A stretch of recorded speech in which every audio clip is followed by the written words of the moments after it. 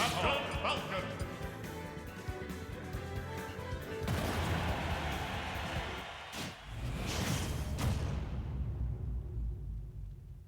Three, two, one, go!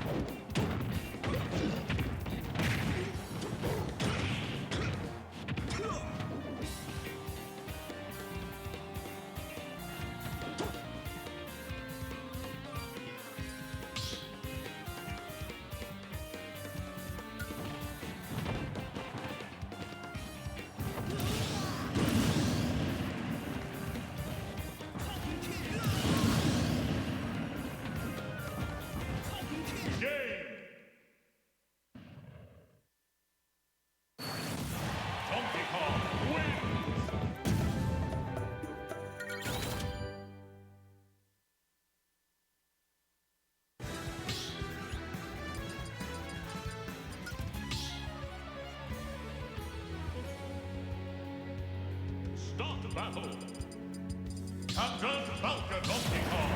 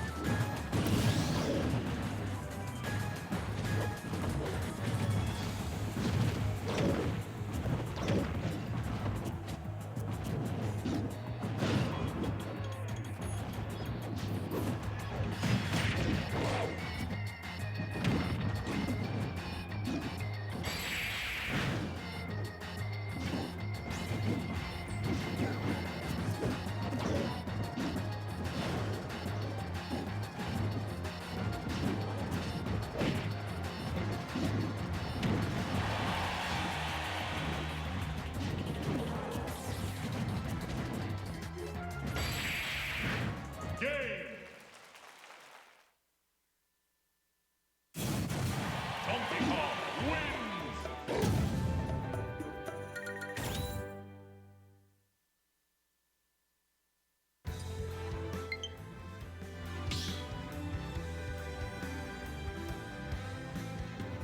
Start the battle! Donkey Kong! Death!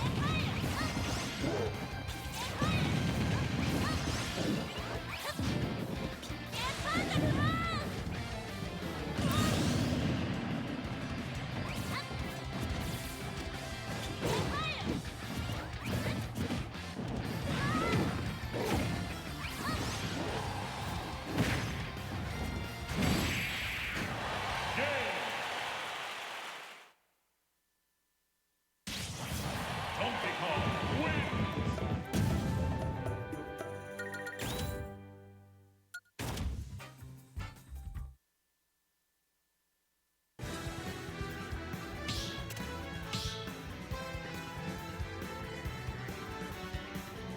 Start the battle! Donkey Kong!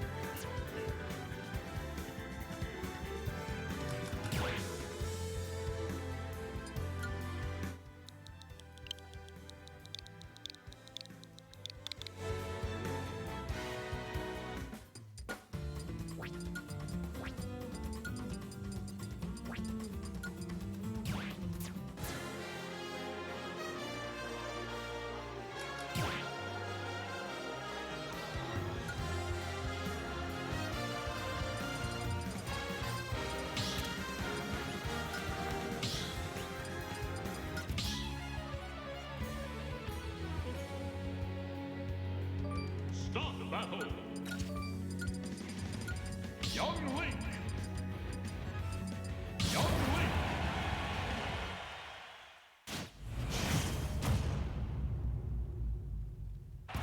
3, 2, 1, go!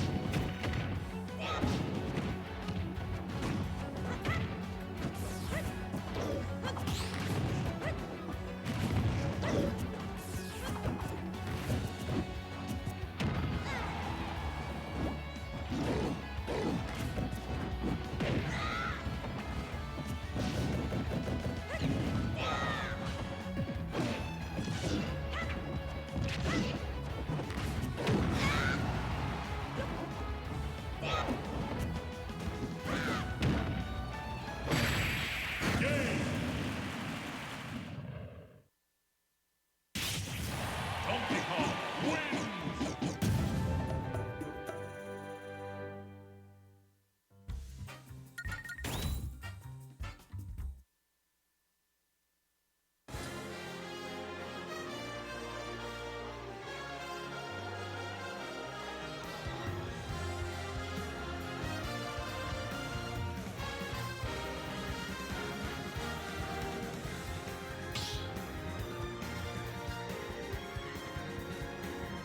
Start the battle!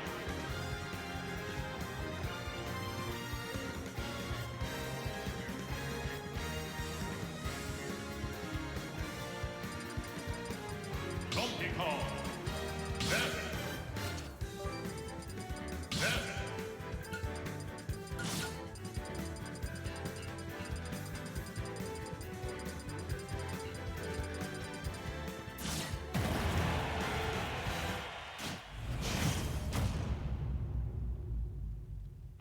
Three, two, one, go!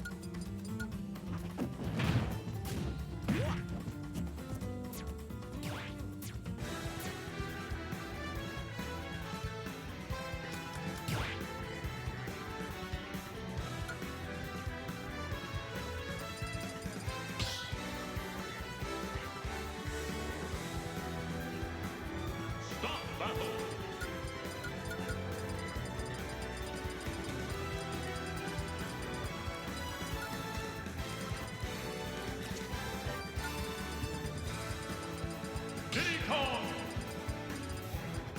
Hero.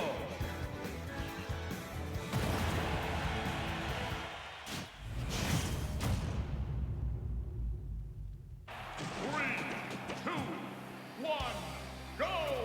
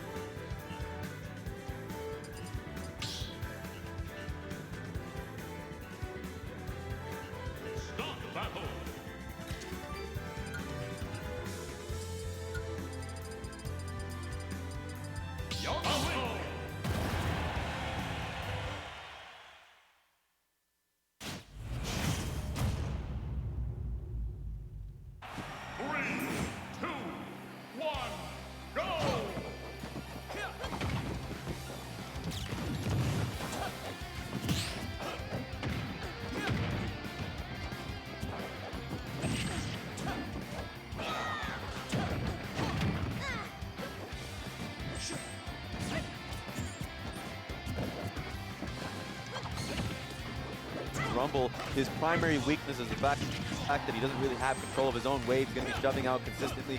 I've heard it has been a good matchup versus Gwen in particular, but if you're going to have the jungle be interfering, then yeah, easy to burn flashes there as well. So it's going to be interesting from a solo lane perspective and how TSM is going to manage. A lot of responsibility there for Spica to hold him up. Yep, but I'm still excited to see both of these players on those champions that they have such a history with. Yeah. Right? Huni Rumble, Power of Evil Orianna. It's always a good time. Maybe Power of Evil is going to build something super wacky. That's still always one of my hopes every time I see him on this champion. So we'll see how that shakes out. However, Leona will be the first ban here from FlyQuest. Remember that last time they played, it was Sword Art on Leona against FlyQuest. He had a very unimpressive performance on that champion, but FlyQuest is still saying, hey, we know that's just an off day. The man is a monster on the support role. Keep it away from him. Silas banned out. Might even take away the Alistar. Just engage forces, right? Because not only is Orianna a great setup type champion for these champions, like the Leona or Alistar or something like that, but also you want something to set up the Rumble and his ultimate.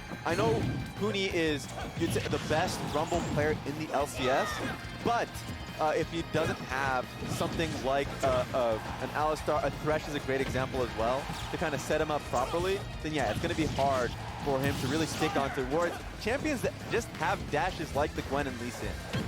Well, let's see what that last ban is here for TSM. LeBlanc banned away. Palafox cannot take that one in the Orianna matchup. FlyQuest now thinking about what else they want to grab. I would expect the AD carry to come in here, and then leave that fifth pick open for his house. Almost forgot about the fact that Jose Diodo is just an insane Lee Sin player. In the International that got him famous, it was his Lee Sin that just went wild. Oh yeah. So it's a great flex pick. Two junglers in the LCS, not only Broxa but also Jose Diodo are just chomping at the bit to get it. Okay, we got the Gragas locked in here. So with that picked up and Nautilus guaranteed to be going into the support role, that means that I'm actually expecting to see more of a Gragas in the jungle with Lee Sin in mid. But of course, we will have to wait and see how those roles come together once the draft is complete. We got to see both final picks here for TSM now. Braum picked it for the support, and now we need our AD carry. Yeah, you rarely see AD carries drop in the literal 5 pick, but with Lost and Johnson, they are actually AD carries with much larger pools that I've seen them play. So with the Braum, you can really go anything here. We already saw the Lucian in the past previous game. Wild Turtle was one that picked that one up. It's a great combination here. With a full comp, it feels like, yeah, safety would be important because you do want Xin Zhao to play towards the top side. Having a weak side Rumble top lane is just awful.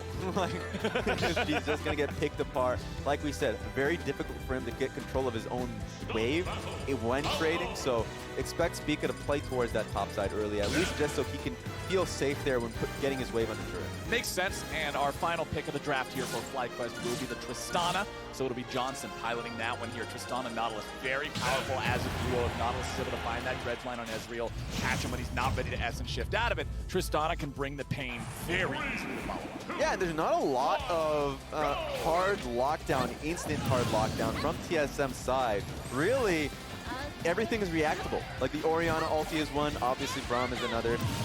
Xin Zhao, 3 talent strike, these type of things where it's like Tristana can just jump in as long as she knows that exhaust cooldown just isn't there for the enemy team. So it's a safe Tristana here. And FlyQuest overall, you're right about the Jose Diodo picking up that Gragas. We've seen it once before, it was from Xerxes.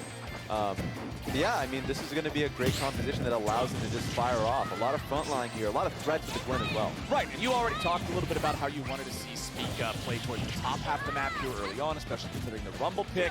Are we wanting a same thing from Jose Diodo, or do we want to see him focus elsewhere?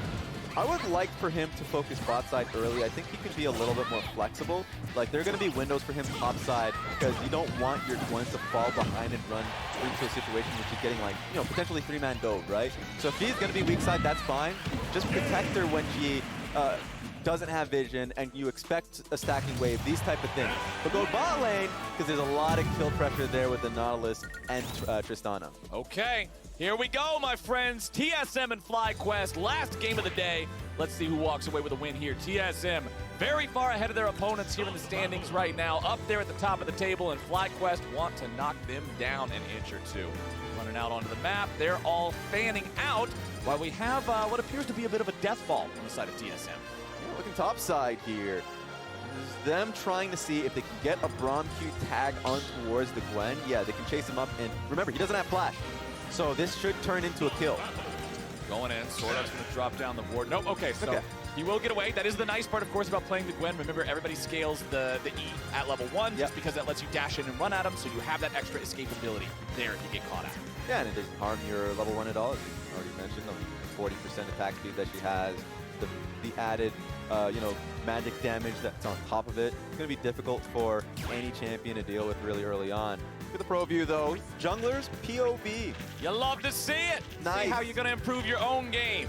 What is it, every week, every day, something like that? There's always a Reddit post complaining about how jungle's not popular anymore because of scuttle crabs or whatever. So here's how to learn how to dominate the jungle anyway. If you want to learn to be the best jungler you can be, don't miss out on this matchup. Spica versus Jose Diodo, both on a couple of big playmakers in the Xin Zhao and the Gragas. It'll be a lot of fun to watch. Yeah, nothing cursed. I feel like whenever we end up going towards the support position or the top lane, it's like, oh, they're the ones that are playing weak side, just farming up, or playing like a tankier jungle. This time around, no. A lot of action should be there from both Jose Diodo and Spica. Jose Diodo, I think, should be playing towards, I said bot lane, but I think go through mid first because you have the Lee Sin. You want to burn flash from the Orianna first, so I'm expecting Palafox to work alongside Jose Diodo, and then you can transition that to the bottom. Okay, so Palafox, Power of Evil, 1v1 here in this mid lane. Orianna, of course, the more traditional mid lane pick, but down here in the bottom side, Dreams with a nice dredge line. Lost down to 200 HP off that one. Great trade there. Johnson was just on top of it, so you love to see it. And in the race for level 2, I'm wondering, I expect that to be Johnson and Dreams picking that one up first. Yeah, Lost and Sordo had to back away. Oh, nicely done with the flash into the dredge line to keep on going. The exhaust comes in, but the damage goes down, and Lost is out. Summoner spells be damned. It's first blood for FlyQuest. Perfect. See that confidence from Dreams. Flashes immediately because they know they'll get a lot off of Lost on that one. That was double summoners and a kill. So great job there to set up his AD carry. So well done. And look, one thing I want to point out too, that was so close in terms of the exhaust coming down in the last auto attack, not quite getting the kill and needing the bomb. Look at the inventory of Lost. He started with a tier. I think if he starts with Doran's Blade, he has enough HP that he lives through the bomb. Yeah. Maybe, thanks to the exhaust. I'm not sure, but that is worth pointing out because I know that's a decision sometimes Ezreal's change at the start of the game. And I know that Johnson made the decision to back away from the turret, did not to get the last hit because the exhaust went down, and he knew that the last Ignite tick would do the job. So instantly flashing there from Dreams, the follow-up there from Johnson, they knew that this was going to be the case. So take a look at this. Just that last auto attack, he knew that the bomb on top of it, it was actually just not the Ignite. He knew that he did enough damage for that to be the killing blow. So great job from Johnson and Dreams. Straight at the beginning of the game, going up against Gibson.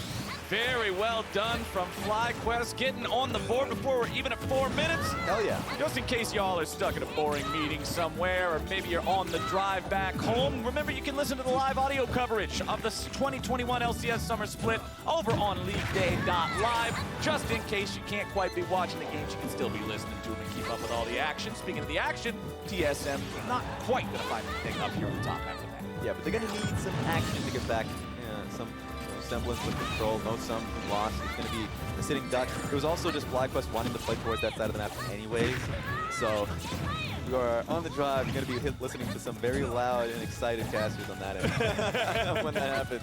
Everybody's having a good time. That's the way we like to do it here in League of Legends, as Jose Diodo here on the Gragas back out onto the map with those level 1 boots purchased. That first purchase is so important for Predator junglers just because you don't have a keystone until you have it. Yeah. So I love seeing these guys.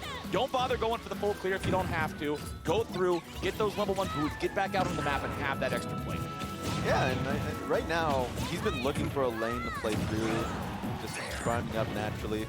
But I think Lost and Sorta are going to be under turret, so unless if you're looking for a dive, nothing's going to happen there, especially versus off.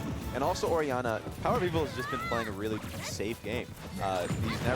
His wave state's always been good for him. He's never been in a position to get ganked at all by Jose Diodo. He's had flash, of course, and still has teleport. So I think Power of Evil, the game is working out well for him. He's getting closer and closer to that mark where he does need to base, though. But that won't be a problem.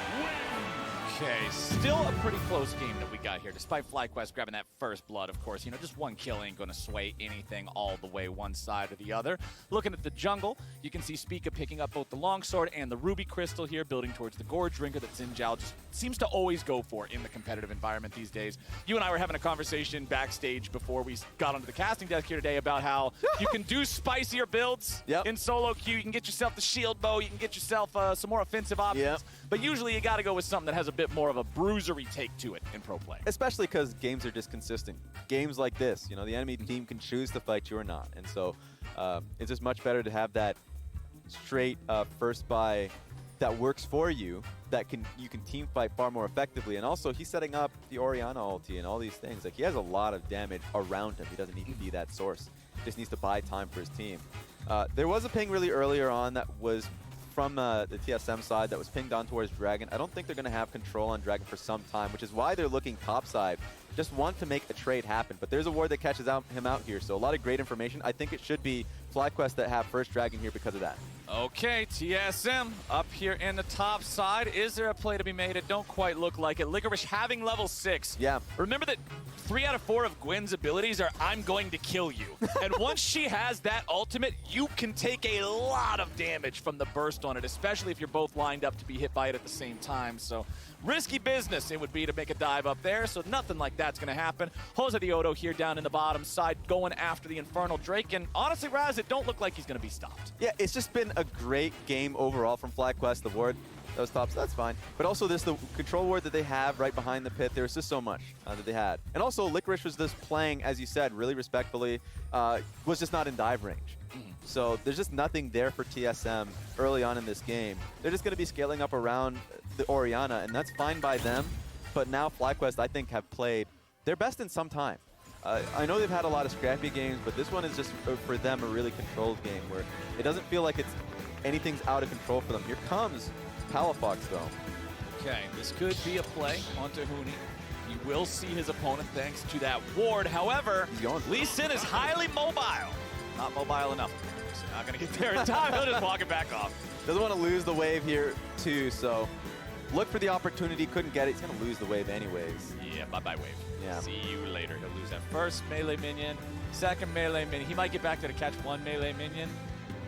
Last melee minion. Cue it, cue it, cue it, cue it. No, He's got the experience, I think. But, like, that just goes to show how much protection TSM had for Huni's Rumble. The entire topside map was just lit up throughout the river and that control ward in the tri-bush. So there really wasn't going to be an instance with Huni just underneath, sitting on top of him under tower, that he was going to be gankable. So this is great overall from TSM, but it's going to be an active effort from FlyQuest to try and chip at that. Barrel over the wall just to check the Rift Herald, make sure Spica is not sneaking that one away. There he is. And you can see the EXP on the left side of your screen. Right now, Huni is the only man in the game, currently at level 8. The other solo laners just right there on his heels at level 7. Both of our junglers staying dead even at level 6. So that's, of course, a level advantage, 20 CS up, and he's going to look for a play on top of Licorice here. Does he have any support? Let's see. Does he want to jump out of this brush and go for the play here? We know how deadly Gwen can be in these 1v1s.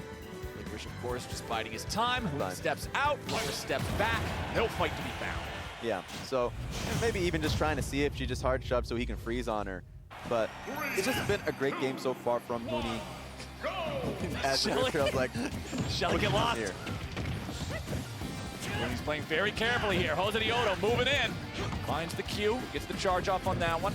Saves the ulti here, doesn't want to drop that one. Knows that Huni has the flash, so if the ult comes out, Huni can just flash to a place where it knocks him to safety. Opts not to make that trade. Yeah, really smart holding his own flash for that one. So Huni, even though he used his ultimate, this is just great from him, who knows that he's a constant target. Yeah, and this is exactly what you said you wanted to see, right? You want to see them be able to focus Huni if he's pushing up and Spica's not shadowing him. Yes. He's a target now because he always has to push the wave. So now Spica's doing what you wanted to see. He's up here. He's saying, okay, we should probably protect the Rumble a little bit. It's obvious he's got a target on the way. Yeah, now they're going to have Braum come topside, so I think TSM's going to try for a Rift Herald here. 9 minutes in. They're really concerned about FlyQuest looking for a fight here. The only concern would be that Rumble doesn't have ultimate, so yeah, it's going to get contested here. They might just concede it because of the no ultimate from Rumble, so he's not going to be too helpful. But it all comes down to TSM. They know they have an amazing Rumble topside. They know they have a great matchup for him. It's very uninteractive. There's not much that Gwen can do if he wants to dive in. Just get harpooned. Yeah, it's not going to be a lot, man. Those electro harpoons slowed you down by a lot. Jose Diodo will drop the ward there in the brush that sees his opponents walking up. And with TSM having the manpower to stand and fight here, looks like FlyQuest has to back this one away. They should be sticking down. I think it's going to be a FlyQuest one regardless because Tristana was the one roaming. She had the first push against Ezreal with no mana. He's the one that's saying, I can't help. So as long as FlyQuest fully commit their AD carry, and they're not actually. Nope, they're he's right back down there. All right. Do not want to lose out on too much farm. They want to maintain that little bit of a lead they have. Licorice forced back underneath his own turret now, as Hooney will have priority out of the top lane. And with that priority, with that control, TSM earned themselves a Rift Herald. Okay, I mean, Lost still has to go back to base, so that should be turret plates there for Johnson now. He's going to try and chip as much as he can, but that means that FlyQuest now have to be defensive. Know what the next play is going to be. I would imagine that it's going to be Speaker trying to put it Rift Herald mid lane to get control of the next dragon. Ezreal cannot walk up to this way. I mean, he's pretty far off, but... Yeah, he's he's way back there. Sword Art's walking up. Ward plays down. Licorice going into the top lane here. There's that ulti I was talking about. Got the 5 needles. Not enough damage. Hooney gets out, but he has to flash to do it. Of course, the Ignite from Licorice was also used there, but it does have a lower cooldown. Palafox going in looking for the play. He's got it. Look at the follow-up coming in from the rest of the team. Power of Evil tries to get away, but he can't do it. Palafox will kill number 2. They threw it all. 3 ultimates from FlyQuest side and a perfect timing with Dragon coming up. Power of Evil didn't have help on that one. They were all trying to go down bot side, and now he gets picked off with his own flash as well. Great work from FlyQuest. Very nice stuff. Let's take another look at how this happened with Palafox on the playmaking. Man, that was smooth. That was just a really well done play from Palafox, following up with just about everything. Even though the ultimate from Power of Evil at least gives him some distance, that fadeaway Gragas ultimate is going to get the job done. Yup, right into the Iron Spike whip active to finish off the kill and guarantee that you get the gold on the mid laner. TSM, however, will now seize the opportunity to go for the second Drake as it spawns. That will even up our Drake count. Will be a Mountain Soul into this game. Yeah, a lot happened during the replay. I guess just a base there from the FlyQuest side. So it didn't really matter all too much that Power of Evil died on that one. So yeah, I mean, overall, it's just a traded dragon there. TSM being able to trade up is nice. It's going to be Mountain Soul, so it's a little bit more impactful, I would say, from FlyQuest side. They have the Lee Sin, Nautilus, and all that. So, and also as the game scales up, it's going to be great for Licorice. So I'm imagining he would want to go towards the Zonias just for team fighting. You can see, even though both of them like to head for that Riftmaker nice and early, already completed for Hooney, because he has about a 4-wave farm advantage. Licorice, those 4 waves behind him, he's still juggling components. As Jose Diodo, he's down here in the bottom lane. We're going to maybe make something happen. Control ward placed down defensively in that Krug brush. And Jose will be spotted. Lost finding whatever Mystic Shot poke that he can, just trying to get rid of this FlyQuest jungler. But hey, the players weren't the target, the turret was. And it makes it pretty easy for Johnson to put a lot of damage into that one. Plating only around for another 30 seconds, but they don't even need that time. FlyQuest with the first turret of the game, and now Palafox is going for the 1v1. Here yet again, Power of Evil's in a lot of hurt, and Palafox solos him down. There we go, found that angle. Power of Evil sending out the ultimate, hoping that he could create some distance, but Palafox getting that kick works out wonderfully. And all of this was being done while FlyQuest is just pummeling TSM's bottom lane, and Gwen was just picking up his own camps. Here we go. Oh, okay, Sword Art's getting knocked back, but good use of his shield keeps him safe. He will survive the damage. And yes, TSM did do a good job trading the turrets there with the one on the top side, but now we got a fight breaking out. Palafox, what are you doing, buddy? A little bit too hypey on that one as the backup has arrived. Licorice is ready to go. Speak is going to get himself away, and Licorice is in some trouble. He tries to walk all the way back. Yes, there's a cast coming out, but Licorice dies, and TSM is on the board. I felt like a defensive play from Palafox, knowing they needed an exit way. They dove pretty deep. and it was Jose Deodo that didn't have much HP. He was going to be the target, so they're trying to find a way out. Just a great punish from TSM overall to get that kill on the worst Licorice. At least they got something on the board now. Yes, exactly, right? They finally got themselves that first kill. It's almost 15 minutes into the game. The early game didn't see many of the fights going in their favor. Yeah. Now they're here. Now they got the punish. The gold still not even 500 apart. Both teams at one turret to one turret. That is what I was saying before that fight broke out, because you were talking about FlyQuest being able to pummel this bottom lane turret. Let's take another look here at the replay. Yeah, so they caught Sword Art here warding, but the problem here is that Johnson was really far off. Even if the ultimate was nailed down from Jose Deodo, Sword Art was going to be safe. So here comes Huni. They want to be able to cut off their exit with the Huni ultimate. But Palafox tries to buy time. They think they could take the fight. Here comes the ultimate layering through in a really small corridor. So FlyQuest just needed a way out. There's just too much damage flooding in from TSM's side. So it was a smart decision to just leave Licorice. He almost got the kill on the Sword Art too. Yeah. And I mean, at that point, somebody's going to die. If somebody else went back to try to trade Licorice, or to try to save Licorice and get some sort of a trade, it would not work. Palafox now in a 1v1 against Huni. True Shot Barrage comes down, but it won't find the target it was looking for. Palafox looks for the re-engage now. Has his cooldowns ready to go yet again. Sonic Wave, Resonating Strike, but it won't work, baby. That's Huni Rumble, and he gets the kill in the 1v1. He was overheated, and he was just smacking him with his drill. Really well done. That stupid anime drill that he has to scream the name of every time that it turns on, man. You better be ready for it. Better believe it's been operated by Kevin himself. Huni did a great job there, but yeah, it was close. I mean, Palafox has been on fire this game, so trying to even it up works out well for him. Power of Evil, just making sure that he's checking every brush for Licorice. You don't want to allow Gwen to get the drop on you there. Licorice, of course, still not quite at the same level that Huni is in terms of his economy, is one level down as well, but still a very real threat against Power of Evil in a long lane situation. So Power of Evil must play that safely. TSM now with the gold lead, despite still being down a kill. First bases here coming through from TSM. It should be a Dragon focus now. It's going to be second Dragon sure, but I would prioritize that over Rift Herald here. So wonder who's going to get the first dib at that one. Vision control is there from FlyQuest's side. So all they're really waiting on is Licorice. Licorice being there first is going to be really important, but it's going to be Orianna that's lagging over the line. Let's just see it. They're in position for a fight. Okay, Huni could be the first one to be found. Nautilus ulti comes down. Gragas ulti goes through, but it knocks away the Ezreal. Equalizer placed down for the counterattack, and TSM is ready to go. Huni was the one who was baiting them in all along. FlyQuest do not get what they're looking for, and now with everybody else hurt, they have to hobble away. So close. They knew that going for Huni was the right play, and even the Nautilus ultimate to set up Gragas. That was the idea, but you're right, baited him in, and now that's going to be Dragon there for TSM. And getting them stuck in that spot, Huni's flash just setting it up for the perfect placement of the equalizer to make sure that, yeah, you actually probably could have killed him, but if you did it, everybody's dying on top of those equalizer flames. So FlyQuest just end up going too far. TSM takes second Drake, but now what could be a very nice pick onto Spica. He'll be caught out here with the follow-up damage coming through, but Jose doesn't have a lot. Jose Deodo here with the stasis, looking to somehow stay alive, and he will. Palafox gets the kill. So close to being able to pick up Jose Deodo, but this is just Palafox carry here. If it's going to be a win from FlyQuest, it's going to be off the back of what is an incredible Lee Sin play from Palafox this game.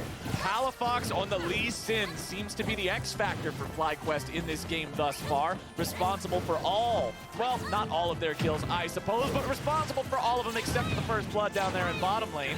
As you can see, Johnson getting the wave shoved up here in mid. The Tristana does still have a 20 farm advantage, so once he gets to that 2-item power spike, he'll be feeling a lot better. Yeah, and he's just been picking off what are more immobile targets here. Like, Ezreal's never going to be the focus here. I mean, Lost has been playing well regardless of all the attention that's been going towards the bottom side of the map.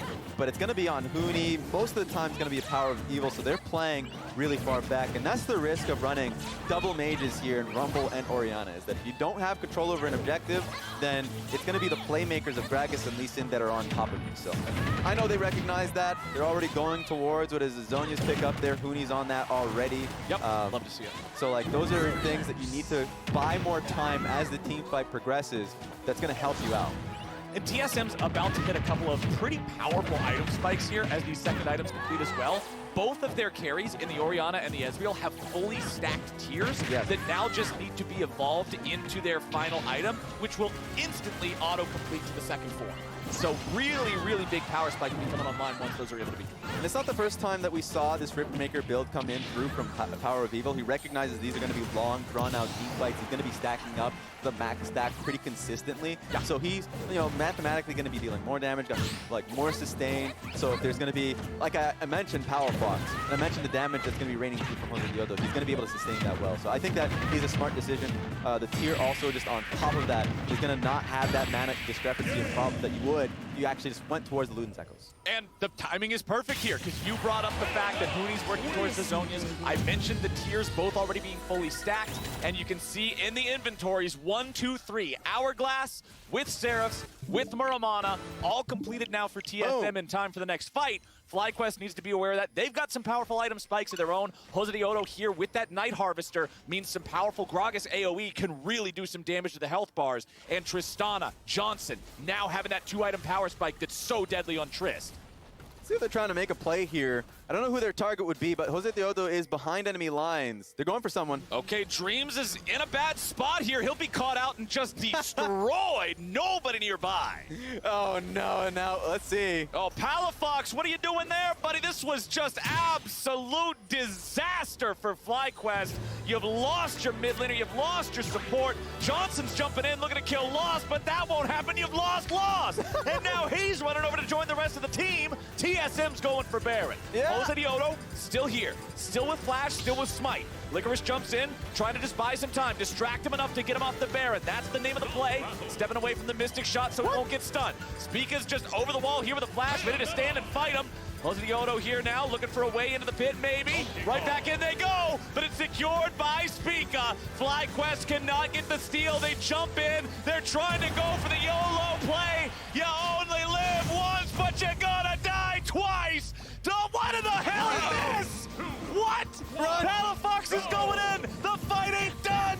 Palafox is gonna die. Dreams is gonna die. It's a conga line down the top lane river. Palafox heard exactly what you said. He's like, I want to die twice too. Oh my lord. Man, that was...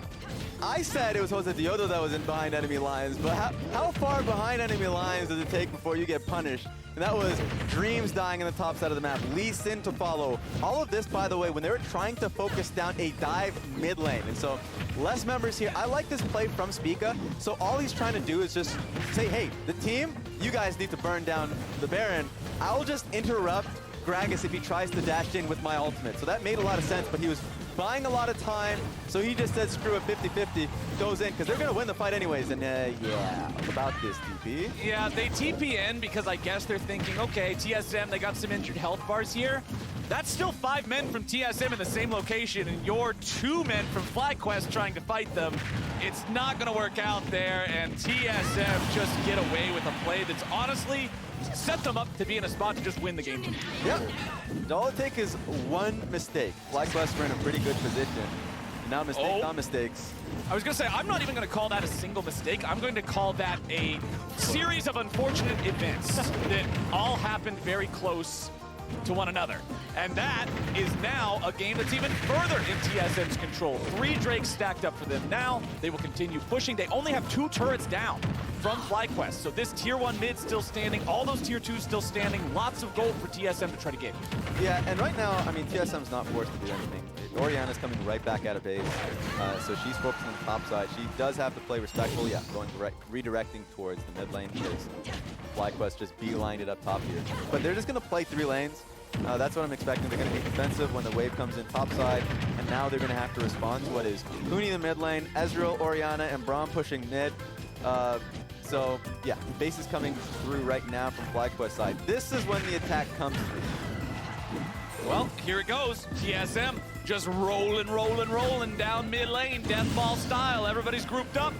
You can see Sword Art taking a step off to the side, just sweeping around, looking for vision, making sure that nobody's getting caught out here by some sort of a pincer maneuver.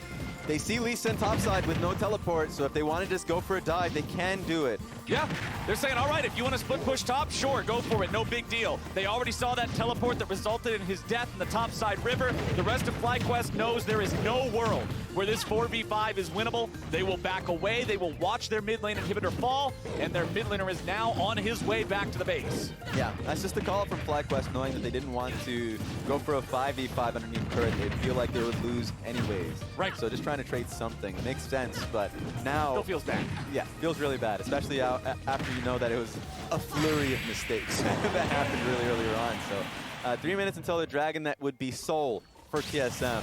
It's a little bit of time left, but for FlyQuest, it's pretty rough because, yeah, you want to focus towards the Dragon, and I think TSM's going to pile on the wards here, but they don't even have to do that. They can send members straight down mid lane and force an end of the game, so FlyQuest just has to force a fight now before TSM sets up their vision. Okay, FlyQuest has 4 players down here in this bottom side in the jungle of TSM. Dreams now pretty far forward, separated from the rest of the squad. Spica jumping in, but remember that even if Xin takes a lot of damage, the ulti does a lot.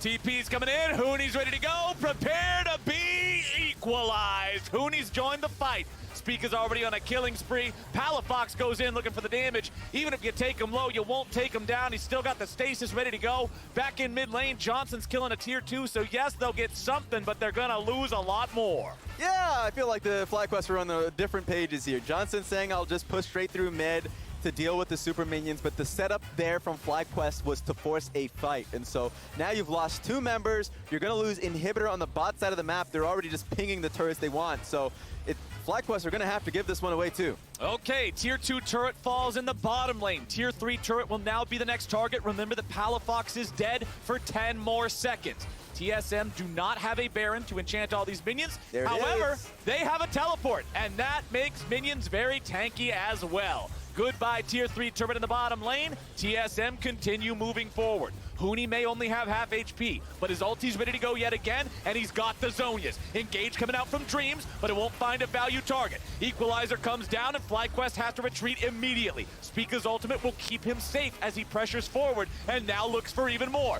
Wind becomes lightning, and the shockwave follows the wind. Dreams will die, and Lost is on a rampage. FlyQuest try to hold on and survive. Licorice dashes forward, but he cannot continue the fight alone. TSM now looking at Nexus turrets, but backing away with injured health bars. Yeah, this is just TSM fully confident, jacked up, 6K goal lead, even Lost blinking forward for extra bit of damage because he knew he couldn't get punished. It's just rough stuff here from FlyQuest now. FlyQuest are at death's door. They're trying to find anything on the back edge of this.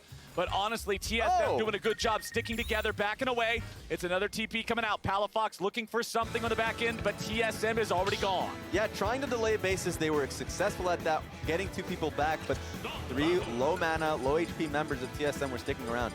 But 40 seconds is enough time for TSM to base, come back, and fight for soul. Okay, Palafox is moving forward. Jose Dioto right behind him. They're seeing if, okay, maybe there's a chance somebody's alone farming chickens or something like that. Maybe there's some sort of a miracle pick to be made, but there is not. And FlyQuest are now down 5,000 gold. It's 20 seconds until the soul for TSM. This is a dire situation. It's a midnight desperation. It's when you're hungry, there ain't nobody open, you look in the fridge, you see nothing, you're like, anything I can eat, please, but they ain't getting it. Nope, the whole fridge is completely barren, my friends. It's when you open it, nothing in there, close it, come back in 5 minutes. Why did I expect something different? It's still empty.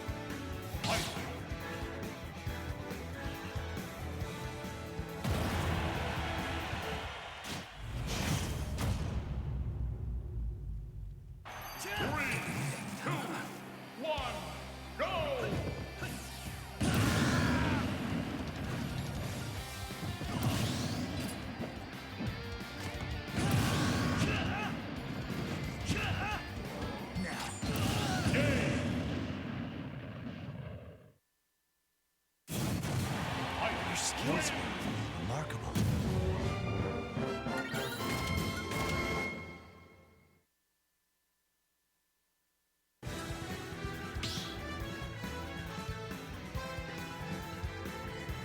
Start the battle. Fight.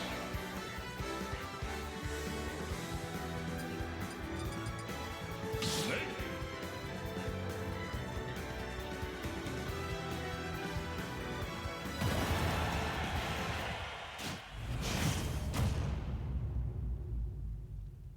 Three, two, one, go!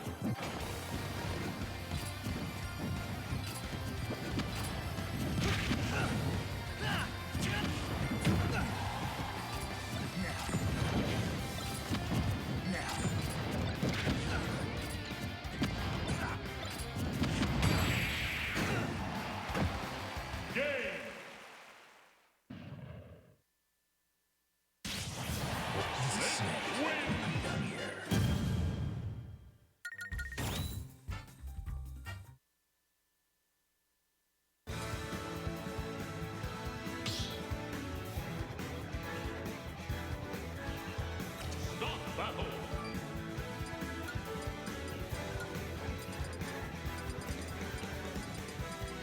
Bayonetta.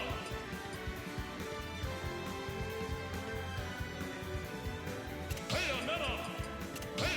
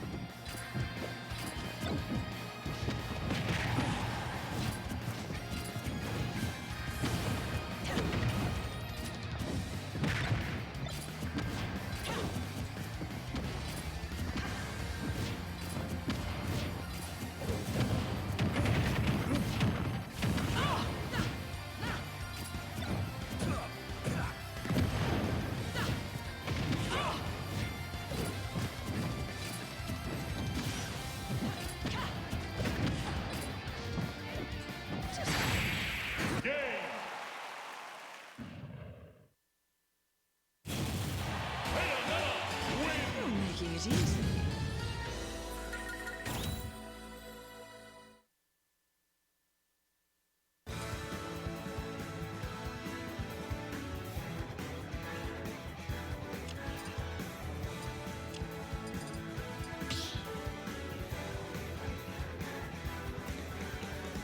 Start battle. Bayonetta.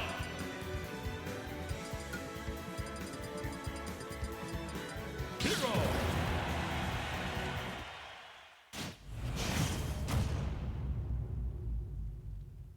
3, 2, 1, go!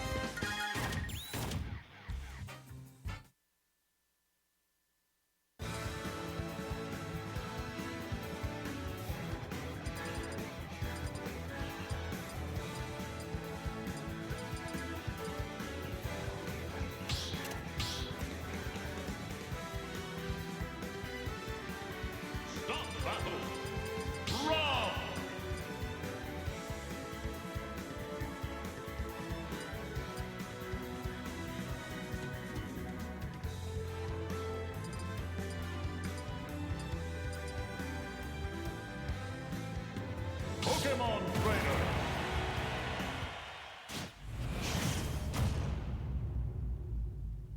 Go! 3, 2, 1, go!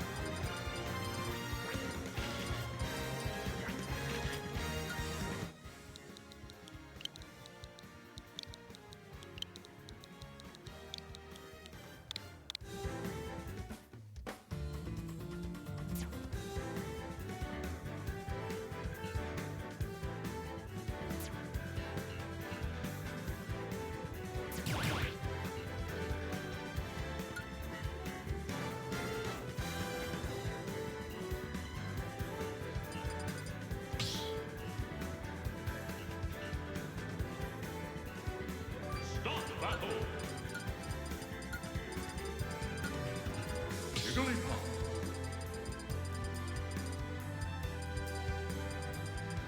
Diddy Kong.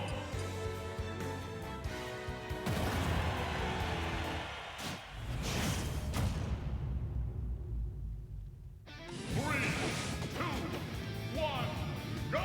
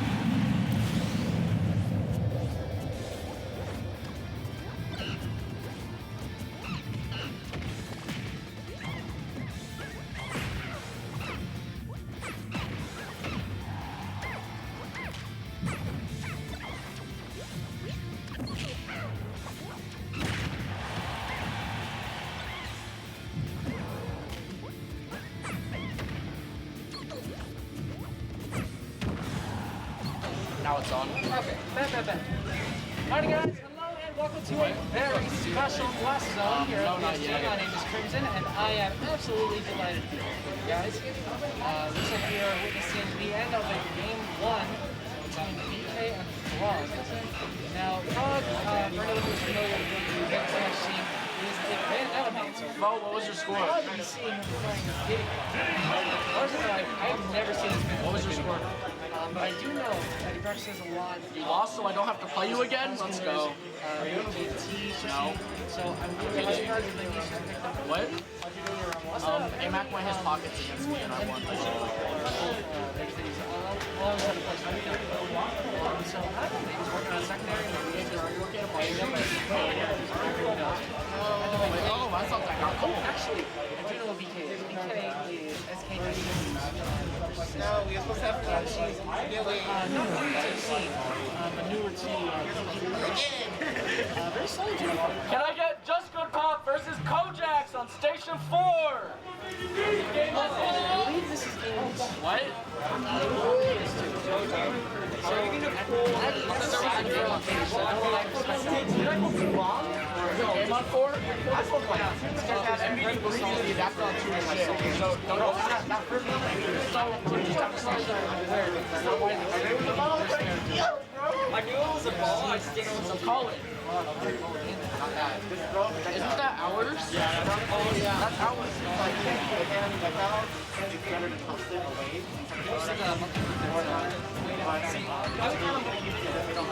the bomb off didn't, like, the bomb was whenever I was out. But, like, that was whenever I was out. Already I died before. Oh yeah, Zarks, do you have an adapter we can borrow by any chance? Fuck, dude. You literally, Didn't bring it. I literally, the one day, dude, I take out my, because I had my Switch in my bag, like, If anyone has an extra adapter, please let me know. That was my fault. I got one. What brand adapter is it?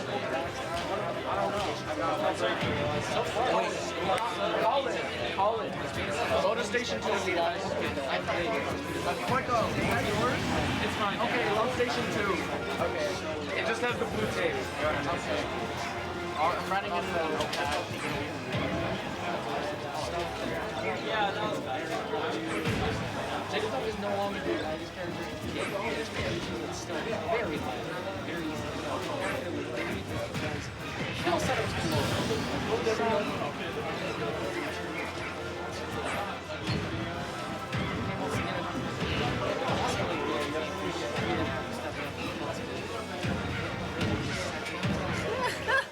Harry didn't probably cross the stage there.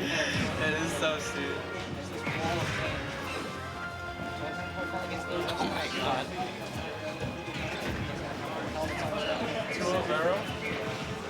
Woohoo! I like that setup. Using the remote. You can't place that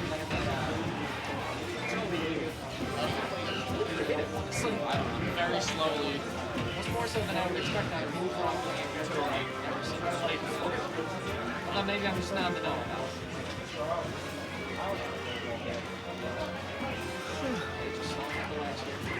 Very much aware that she has actually narrowly managing to avoid that obstacle. I like the technical Escaper versus CJ on station 3.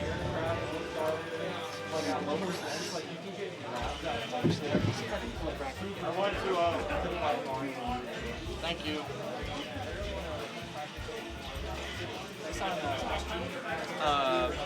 Press start. Yeah.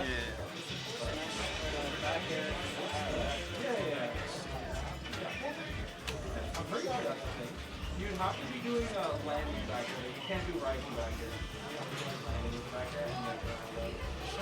Retro Gaming and Internet Cafe. You want to up? Can I get Papadopoulos versus BK on station 6? You're in winners, right? Zero seconds.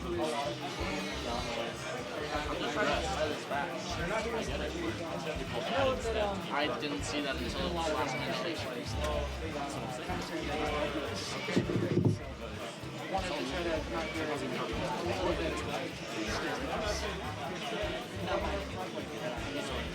when you went to the store calling games, we had marked them in stock every single game. There was like 5 that were unmarked. I always play my matches, so you're still playing matches. No announcement.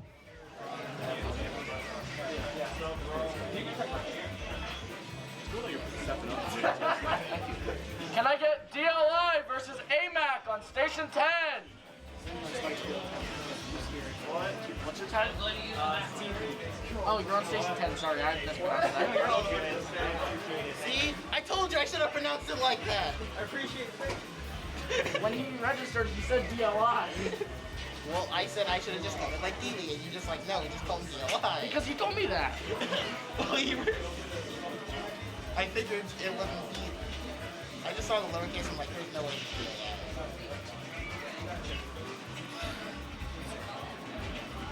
You got a close name now? Yeah. Do you mind if I go against Bo? Or should I just wait? I'm really trying to find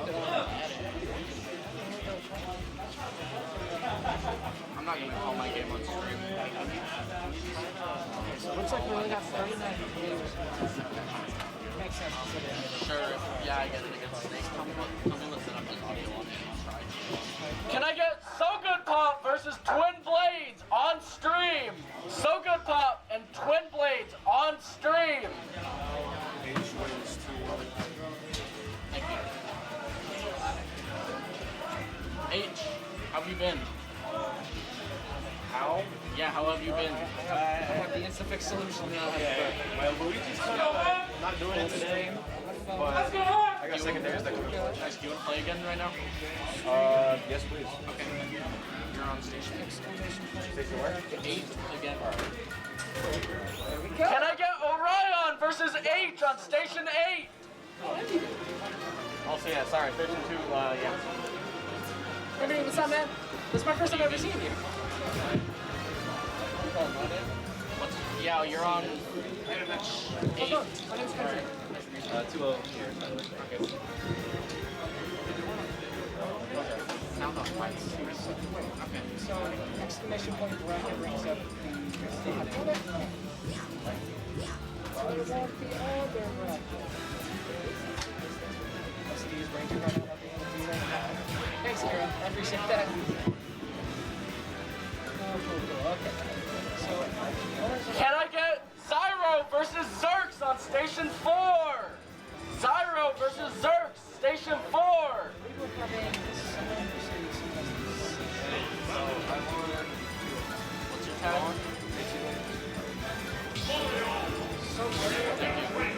Okay, wanna play again? Okay, whatever. Right here, right? Wait, Zyro, is this it? So I don't have a lot of experience seeing weaker ninja power rares. Because notorious for being Are there any open ones? less interactive. Are there any open stations you see by any chance? Mario is definitely Not that I much more aggressive kind of player. With all these safe aerials, all these amazing combos on it. Oh yeah, that was Some cards you see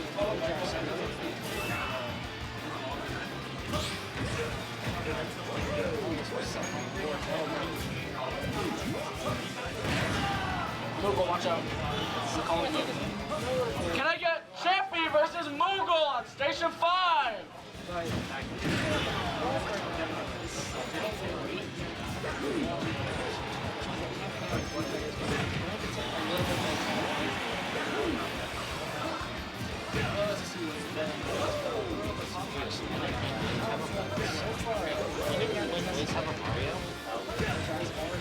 Always. He told me he didn't feel like playing pack today. Maybe that's fair. you're trading with the upside, that is going to be Can I get Flying Dolphin versus Han on 9? Flying Dolphin versus Han on 9. I didn't change the bracket command. condition you so far we've seen a much more aggressive. Here's the thing, though. He's actually not aggressive. But It seems like a popular as well. She's the one that is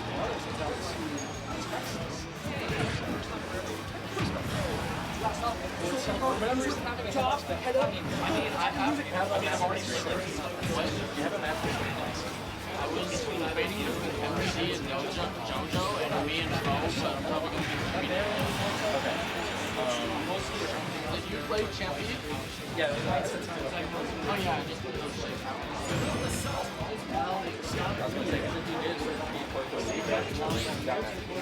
Users is all caught up so far, so that's a good.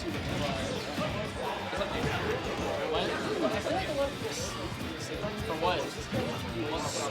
Oh yeah. Can I get Claytino versus Dr. Iggy on station 7?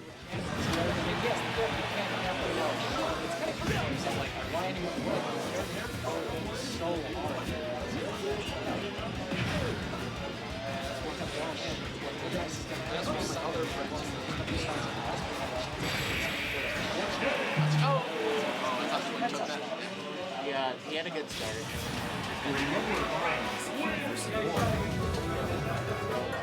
that last stock? Yeah, that was the last stock last year. I didn't know if it was last stock. For the first part of the match, you're still very I'm tired. I don't want to play phone again. Fuck, I forgot my notebook. I had like hella good stuff on match. I still remember something. I'll be reviewing my vlog with me.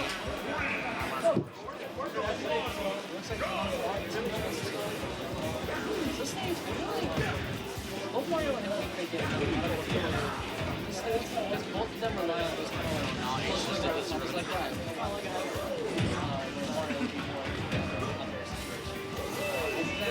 Let's go, twin!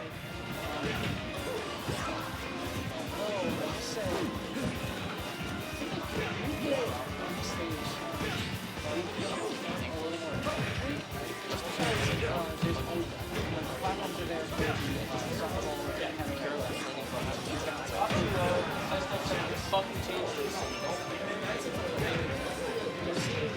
Kind of similar situation to the last game. Initially,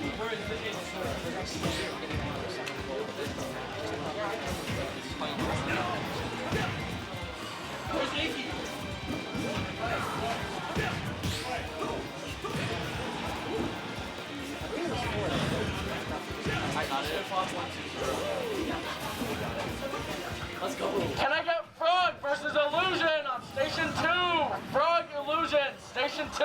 wait, so this is so confrontational. Okay, I was so confused. I apologize. I've been talking about the wrong players this whole time. Okay, well, so the confrontational. In that case, I do have a better idea. That should. What? I didn't change the Now I have a little more context for this game. I will say that. Oh yeah, I had to swap those two popping faces. I'm sorry, I must have gone with it. Everyone's there shielding this. It's so dangerous. We've seen that in these last moments of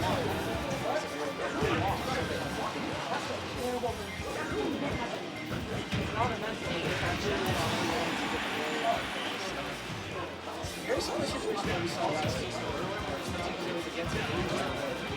Very quickly. So we're not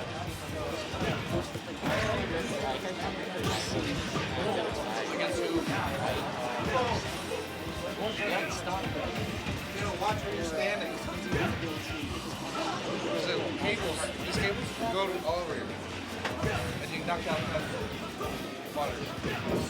Are you commentating or are you sitting there? It's not complicated. Sit over here.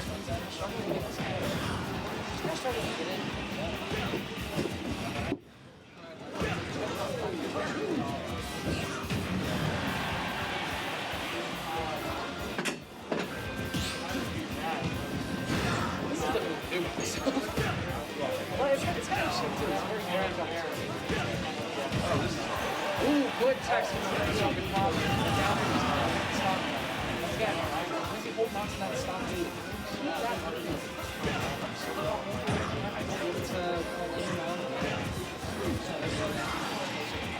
Either way, still bad.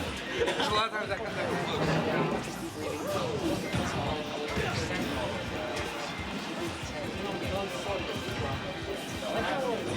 he didn't try to put it in there, he didn't try to wrestle. He's got that stop lead. That's not this one. Each one over Orion. Unfortunately, Mario's not really there for the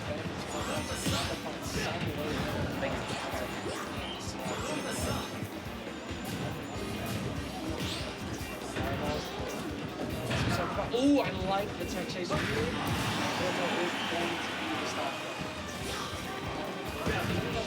Still got a little bit of bear in mind though, that needs to be from that defense and healing. Because let's see how it goes. Getting on the board.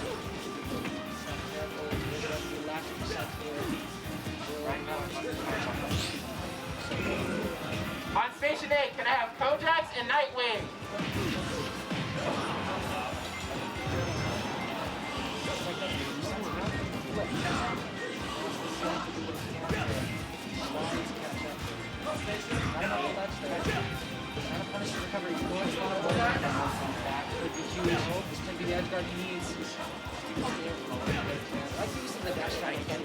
That's like right there. I can't find this house. I can't find this house. No, I can't find this house. I found it. Let's go make it. Let's go, twins. Doable. Nearly killing. He's got the deep breathing. And I think he lost his chin. I'm seeking.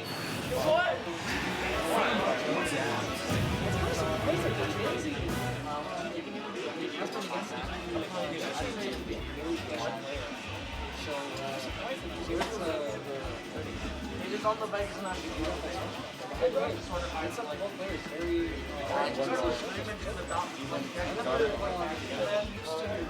Live in Vegas. I guess they must live in Vegas again. Can I get MVD and JoJo on stream? When you look at Vegas, it's probably known for It's all Steve's game.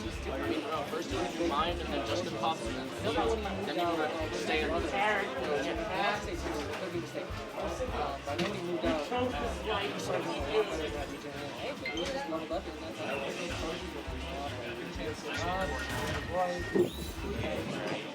Control of being paired. Shut up! Exactly. That's their favorite.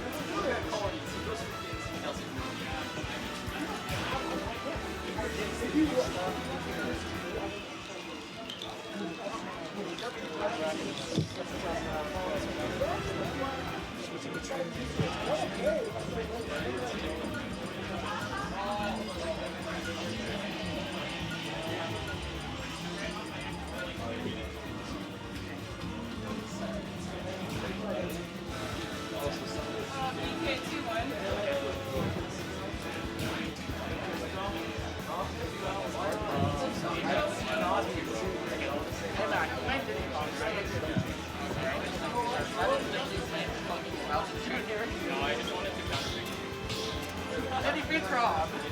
Yeah, but I've got Sure. What if I win? Can I call it? By the way,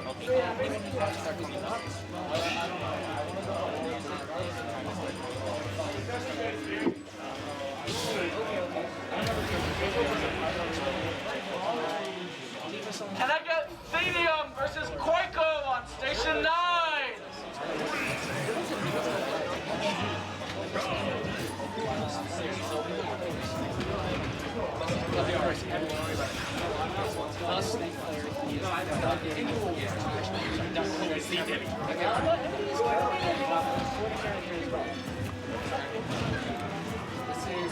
Can I get Sisto versus Justin Pop on Station 6?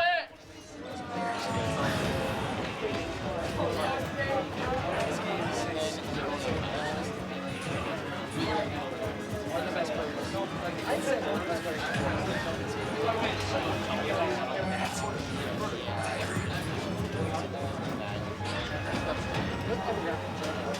Phone versus Missions to Station 5.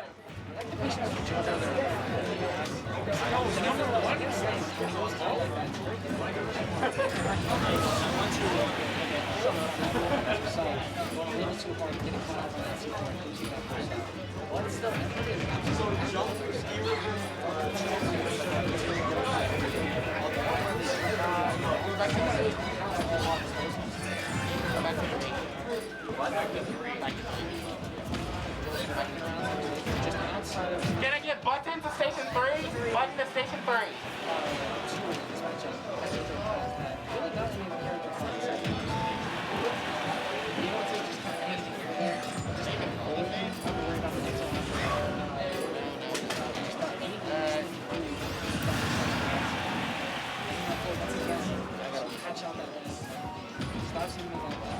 Granted, JoJo's at 60% to his name. This is Peach with tough defense. She can make up this percent. It's super easy. It's ridiculous how they can schedule. Doesn't have that one grenade force. And grenades are going, pulling each up into the air. That is going to be JoJo's second stop. 4% to make these things. You really gonna have to put in a lot of work to be able to get this thing. One more stop.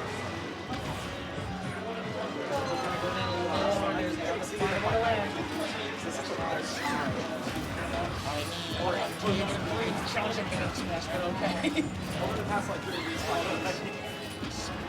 so hard to catch a mistake. Don't hold me.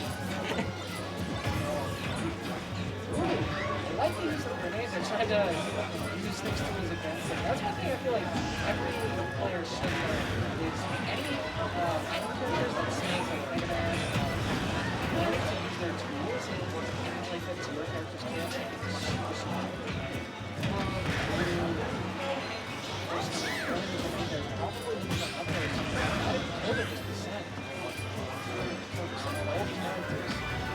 Very, very high percent. Even looking at that down throw to the up throw, spoiling that setup.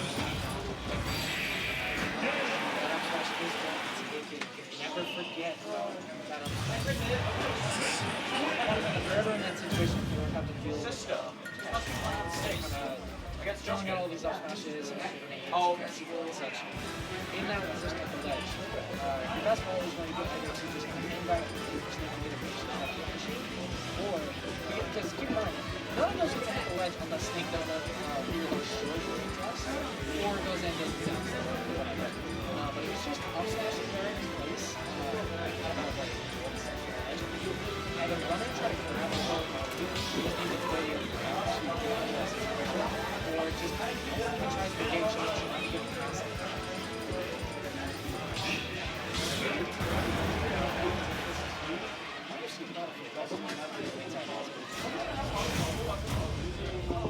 I went to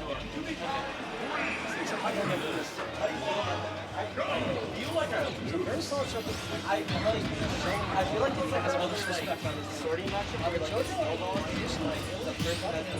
So I feel like when I'm losing, I feel like I'm losing by. Wait, if I'm like able to keep up, then like I'm as long as you go for trade, you don't lose the either. The answer to that is Power doesn't have the combo damage. yeah. Literal can't trade at all. I feel like you guys also don't have like some really like that is one on the back of struggles to come down. Yeah, because every time you jump, like, even if I had a jump coming out, you're just hitting much faster. yeah. With Midor, it was just straight The up. console aspect of things is making me eat my words. I'm not going shit. And the subsequent sequel as well, like to bring it back. Never have a moment. Mr. Saturn. Okay, this point is like I guess yesterday or was careful. On Station 7, can I have Dr. Iggy and Boogle to Station 7? NBD having a Mr. Saturn. Oh god, all the Twitter clips, all the shield grid combos are gonna be for now. NBD is literally showing the importance that experience using all these items. That's why. When you have It's not as bad as when I'm We're gonna get Mr. Saturn. Mr. Saturn is no longer. Oh my goodness, what a lucky I roll. was noticing like you were like down there, and we just kind of like This one, the finest place that's gonna get. There was a time I hit you with a dare, and we traded, and you comboed from it. I took that grenade to cover the neutral get up now.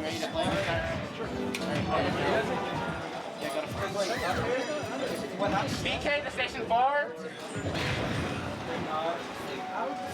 I say, stock is not elite. And definitely be difficult to beat.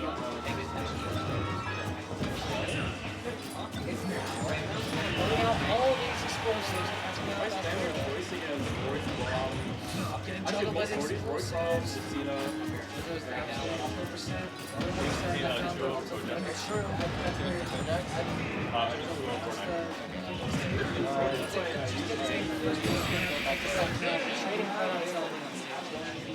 Disable, just go to 8.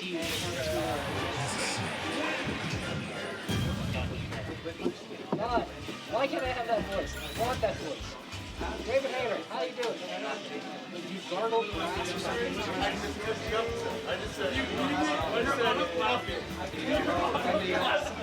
And your thought was, I'm up to it. That's great. You have to start oh, no, you're awesome.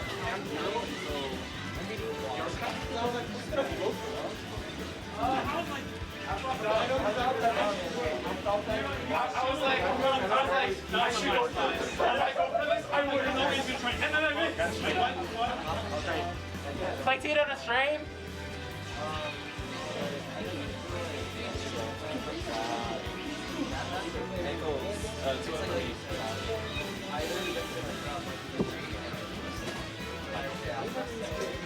I was like, dude, I'm going to game 3 right now. Tito and Sisto kind of I was definitely not playing the same way that I played last time. Tito. I was playing really good. Kind of been on the rise. Making the government more respectful.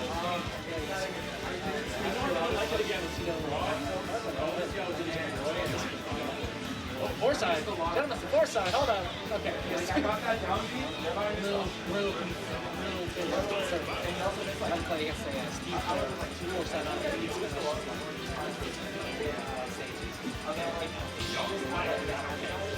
anyways, Tito, the best young man to do down the well. Boy. You saw Zeus.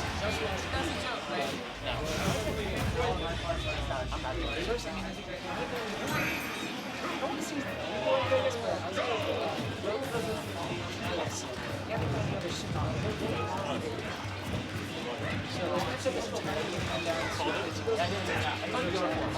Said you ready to play again, Kelly? Can I get JoJo versus AMAC to Station 10? On Station 9, can I have Flying Dolphin and Quaiko?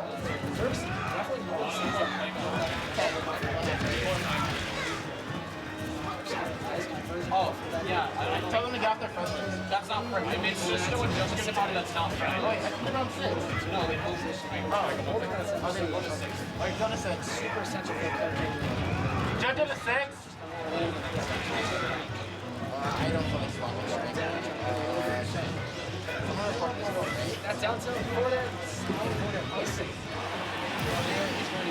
First time he's going to go to play Tito with only 90% for the night.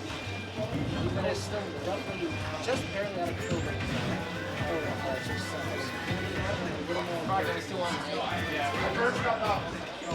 Tito though, all this damage, all this percent. Showing that he's been on that run. Even Sisto been running the hell out of this area. Can I get H versus Illusion on Station 2? Yeah, probably for some reason. Yeah. Not funny that it doesn't work. Is 6 not available either? Yeah, that is gonna be. Oh, I'm not to tell you. nice and edge guard.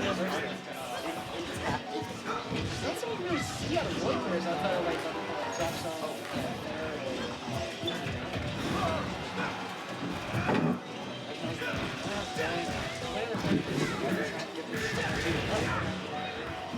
I like the use of the upper angle side.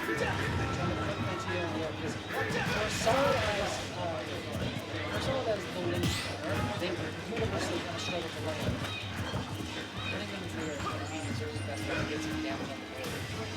So far, things are not really too bad. We're set on search. They end up coming back to fight Tito with the rage. Assuming Tito's still stuck. Narrowly dodging out there.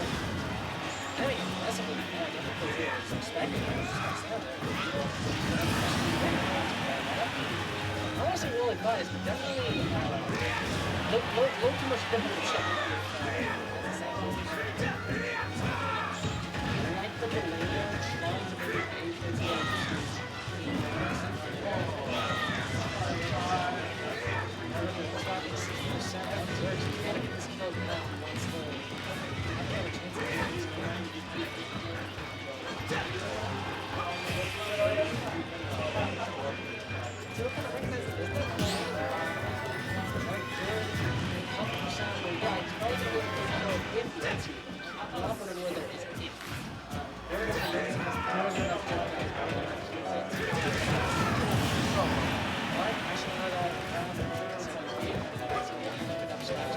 That is a bit of a danger zone against him. I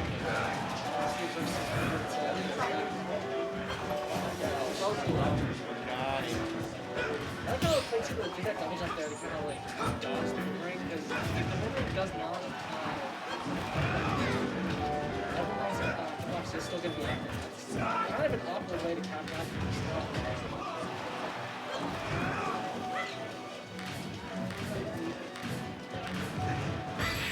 So recognizing that it was too close, and then neutral B need to confirm it to there and then just like week game. So, seeing who is there, you have to train rotors. I mean, reserves, absolutely not bad idea. But not able to move around this weekend. Quite as effective as I'm not the one all stuff on this position. I mean, there's no other choice, why not? Okay, that's Right on his first main stage.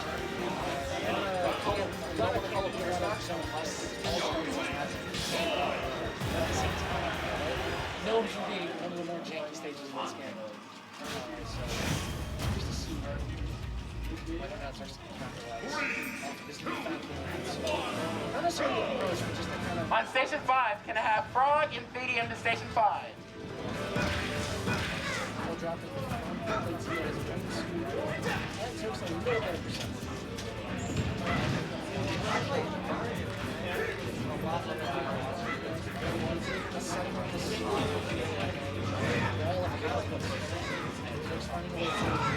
Trying to get that spike, but hitting the sour spot. Oh. I remember in Smash 4, that move, for whatever reason, didn't have like negative spike. It's so scary. I suppose that's just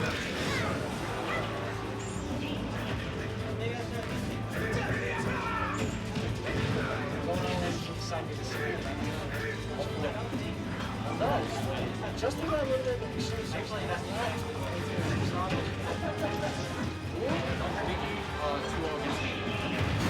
whoa! I think what I think of is that air.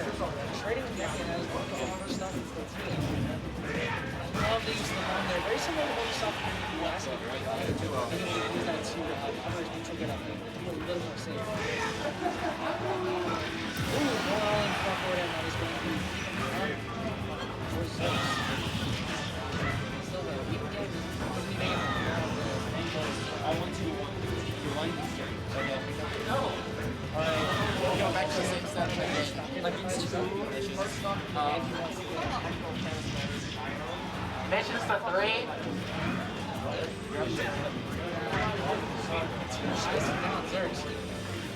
That's so bad. Everything about the old system.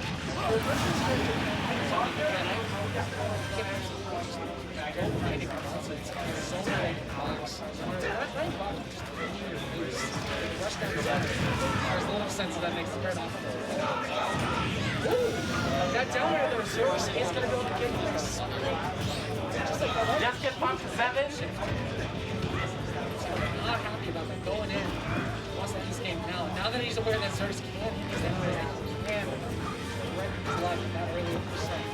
He does not want any of that space. I like the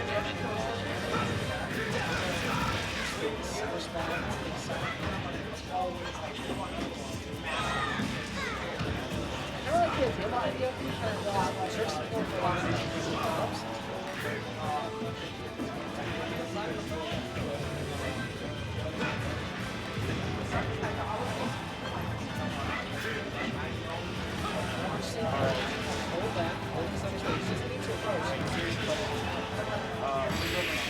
Xerxes is going to find that forward air and get page 2. Barely managing to squeeze that win against page 2. And down there,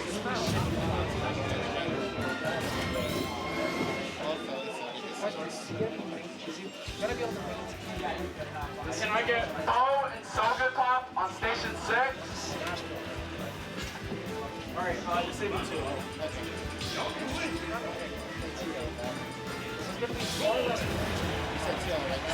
Also, it's going to be harder for Xerxes to avoid these objectives. Of course, with Smash Bros, being on the smaller side of the stages,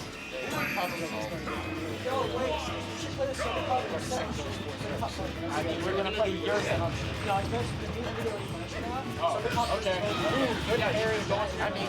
Also, there's someone already playing on 6. Yeah. Who's playing on 6? Some way, it's very interesting though. This kind of separates mid. Oh wait, I forgot that's 10. Yeah, I forgot. My bad. Hold on. Still be able to manage some kind of knowledge. That's fine. It's like you saw there. He's still managing to that. Maybe it was I don't think he's still like forced him off stage and then in position. Because by all means, it's still an advantage. It's still a good advantage. Whereas I feel like a lot of mid-level, lower-level people kind of struggle to put themselves in situations like that. They're just, the low first 1% of the game, they're kind of overthinking it. As well as they'll end up trying to put themselves in a good I don't know if you still have a set.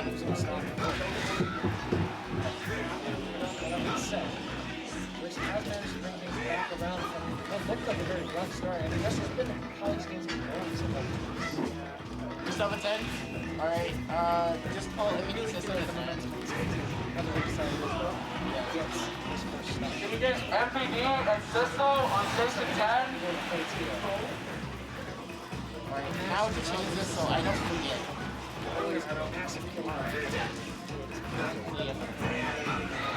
Alright, I'm not gonna forget this time. Goodness, I didn't realize that how far that's Heather went. Chloe recently decided before I ever even say about it. Cisco told me to not. I was going to. He was like, no, I'd rather have so good. You guys are I figured that you might want to study or something. That's what So did I. That's why I put him on stage. it can go either way. It's a very case. Yeah. As we saw. Whoa! All that percent. Love the autoplay.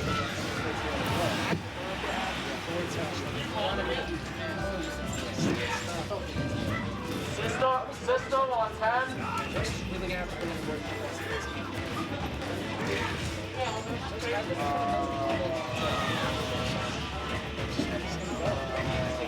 All this percent coming down. Just kind of struggling to land, struggling to get things kind of neutral, intoxicated. All this percent. If he's not careful, that is gonna be. Still though, not too shabby for his reserves. Things really show that he can hang. But that game is going to go to play 2, but it's going to be set. Let's see. Can I get Bo and So Good Pop on stream? Ooh, okay, so actually, Tino's going to be the winner of the sets, which is always over 2-1. I won 2-1. I guess the next going set. So good part I saw earlier, really trying to compel. Very curious to see how this goes. Because with so good part, I've been seeing so well playing against a lot of different players. This is going to be, I don't know if it's going to be Poker Shot, to kind of come back and against top bad, like the range area, or maybe another upset. Probably how much of the pub is growing. Alright, sir. A big thing for us in general is this ability to force approaches, force situations. How characters really can't control these situations. You could train, I would say, that's how they just joined things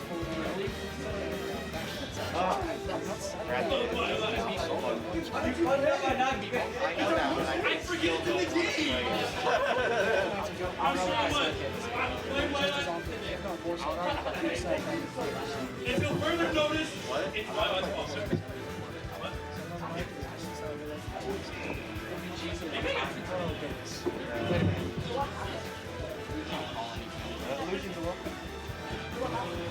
I let go of there because he was like doing some weird shit. I was like, alright, I'm just gonna up to you and be safe. And he was bashing down there on ledge. And I got hit by it. You did like 6 of them, no joke. You're like, what? I did 2. Oh shit. Oh shit. No. We're gonna count later. We're gonna count later. You did that. Minimum.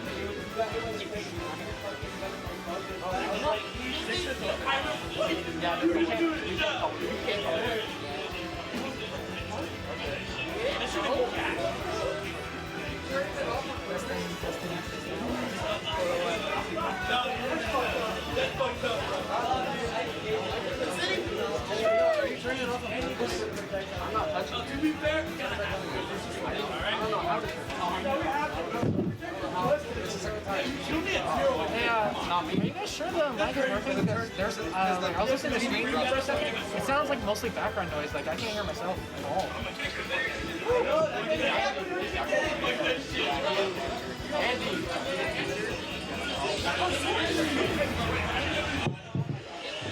Are the mics muted or unmuted now? This one's muted. That's it. Testing, testing, testing. Okay. I hope you guys can hear me now. Can you hear me? I can hear you. All right. Okay. Make sure you can hear it on the stream. Okay, let's see. Yeah, I mean, so let us know if. Okay, so can you guys hear me now? Hello, hello, hello, hello, hello, hello.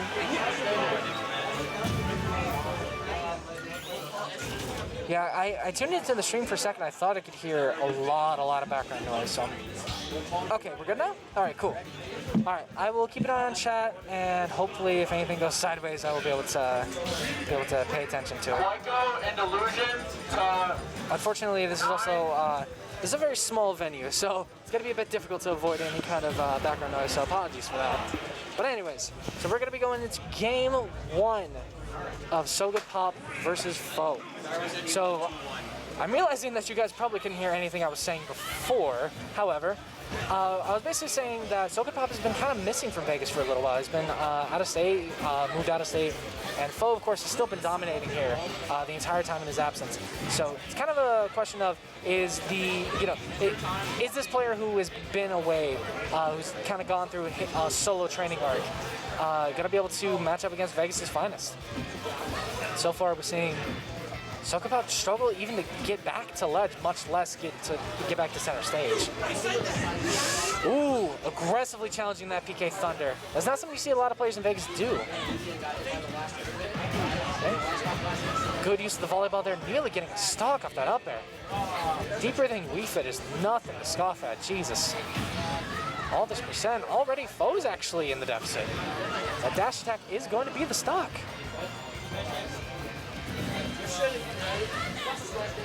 I am very surprised to see So Good Pop actually get the stock lead against Foe. That is something that some of Vegas' best players struggle to do. Now Foe's going to have to find a way to get this kill. That Nair is going to take it. Also stream, can you guys hear me now? Is everything good now? Give me a, what you call it? Give me a Frank or Z. If, I don't do Twitch. I'm not much of a streamer guy. I really should be though. You played the winner of the stream. You're fine? Alright, cool. Good. I'm very happy about that. So right now, both players just kind of swinging back and forth. Foe is kind of known to be one of the more aggressive Nesses out there. I mean, he's the best Ness to do it. Don't at me on that. Okay, Thunder into the back here. I'm sorry, not Thunder, Fire.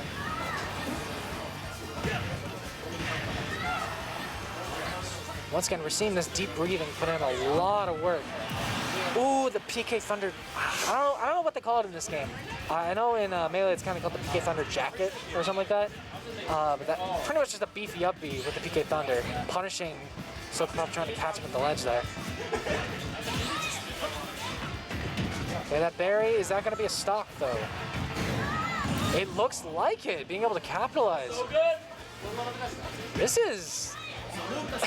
I don't want to say we're seeing a crack in Foe's armor, but we are seeing an out-of-state player coming back after a long time, kind of playing with his food, kind of tearing up Foe a little bit. I mean, this is not unprecedented, but it's definitely not too common.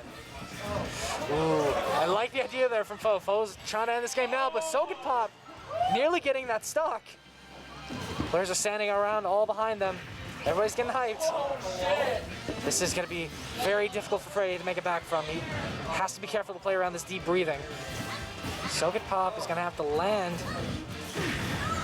Okay. The big deep breathing is on deck. That is going to be a kill if he manages to get the up tilt or the forward tilt, I believe. Narrowly dodging that volleyball. We're playing soccer. Let's go, So Good. So Good Pop losing the deep breathing again. But Foe is now at a percent where he would be able to get a kill, but that back throw is going to be just a bit stronger. That is going to be game one. Now, I believe this is still best of 3.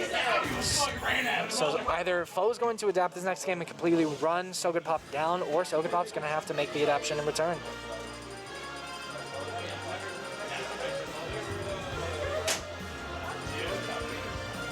Let's see. Kalos makes sense. Kalos is a very large stage. It's a very good, very good stage to kind of run away and kind of zone on, which is going to be Sogudpop's kind of best bet in this case. But let's not forget, this is Foe. This man is #1 ranked for a reason. We're going to see real quick whether or not Foe's going to be able to get the adaptation to kind of show Sogudpop what's good, or Sogudpop going to show him what is so good. God, that was such a low tier joke. I'm sorry. Okay.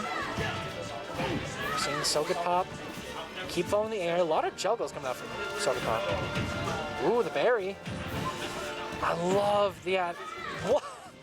He is just every single option that Foe is trying to choose to get back to center stage.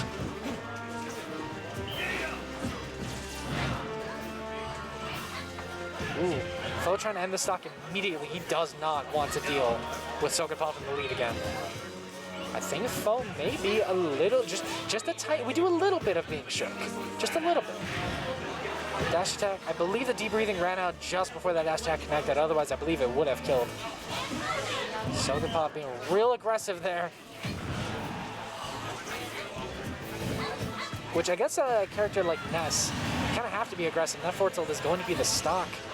Sogudpop once again getting a stock lead. It's not unprecedented, but it's definitely uncommon. And right now, Sogudpop's making it look easy. Oop. My goodness. The up throw, not opting for the back throw, doesn't want to stale it. He just wants to put him in the air and wants to try and keep him there for just a minute. 5 is also for friendlies. So it is stations 2, 3, 5. That back air, sealing the stock. Not too much percent on his name, but the deep breathing has been reacquired.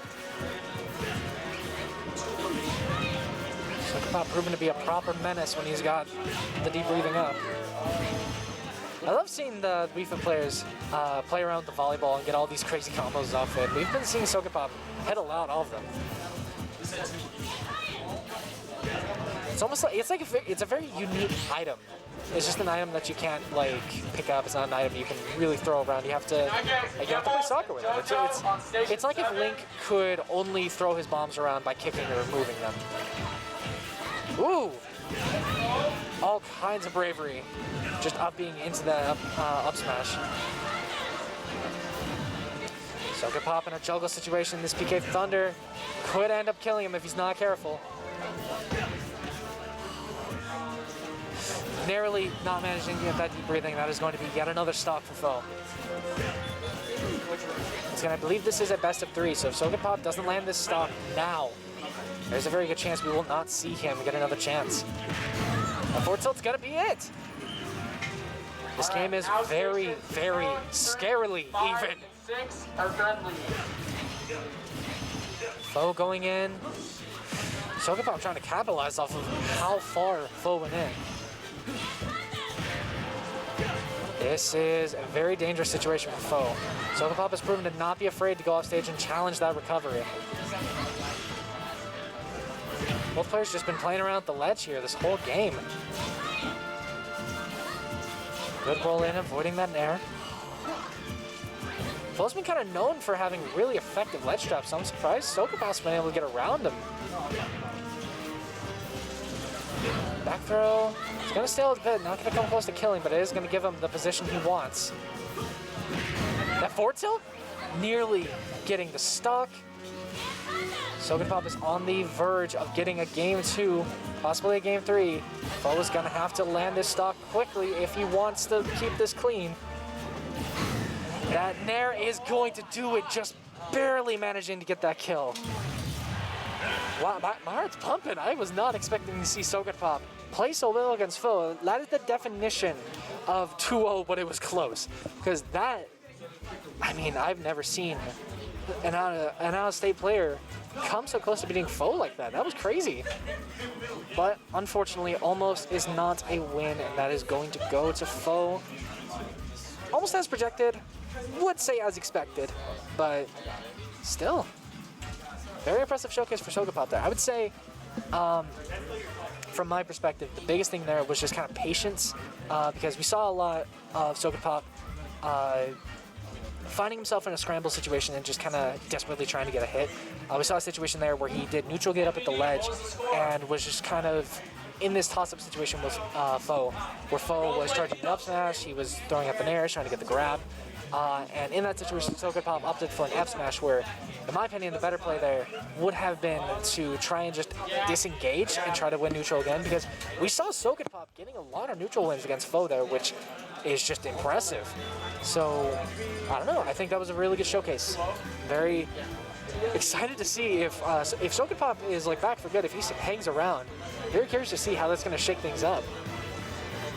Is he just going to get adapted to by Freddy, or is Freddy going to have someone to fear? So let's see. Next up, it looks like we're going to be having the man, the myth, the legend, Thedium versus either MVD or Sisto. Looks like MVD.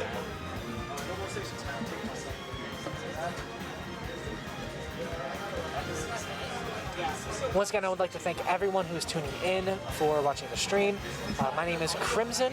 If you guys want to follow me on Twitter, my @ is Crim the Menace. I do commentary here in Vegas for Smash tournaments. At least I'm going to be picking up the paces a little bit more. So far, I've mostly been doing things for Game Nest. I believe that is hosted by VE Productions, so if you want to check them out on Sundays.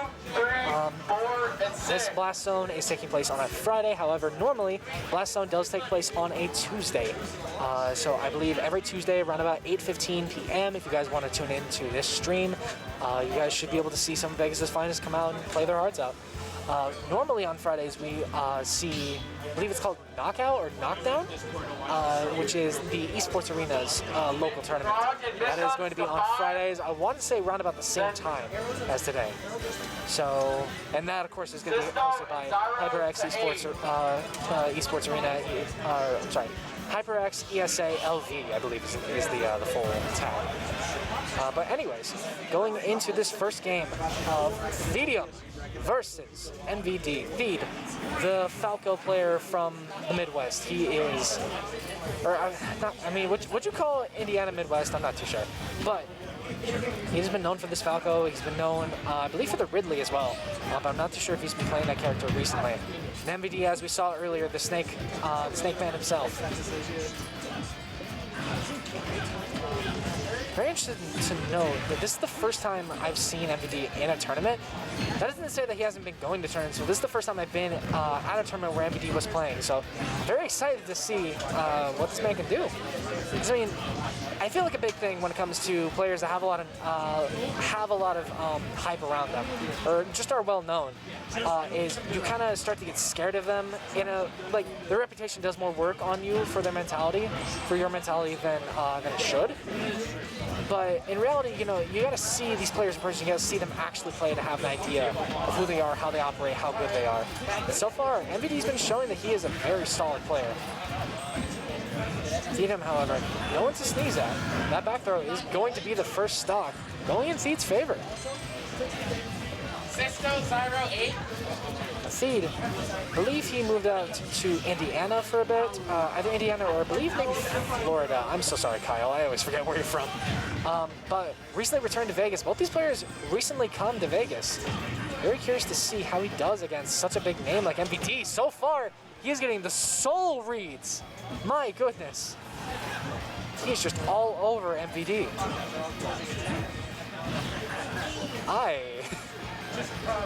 Now, I don't want to say MVD is getting kind of cooked, but I'm just saying that he's not getting cooked.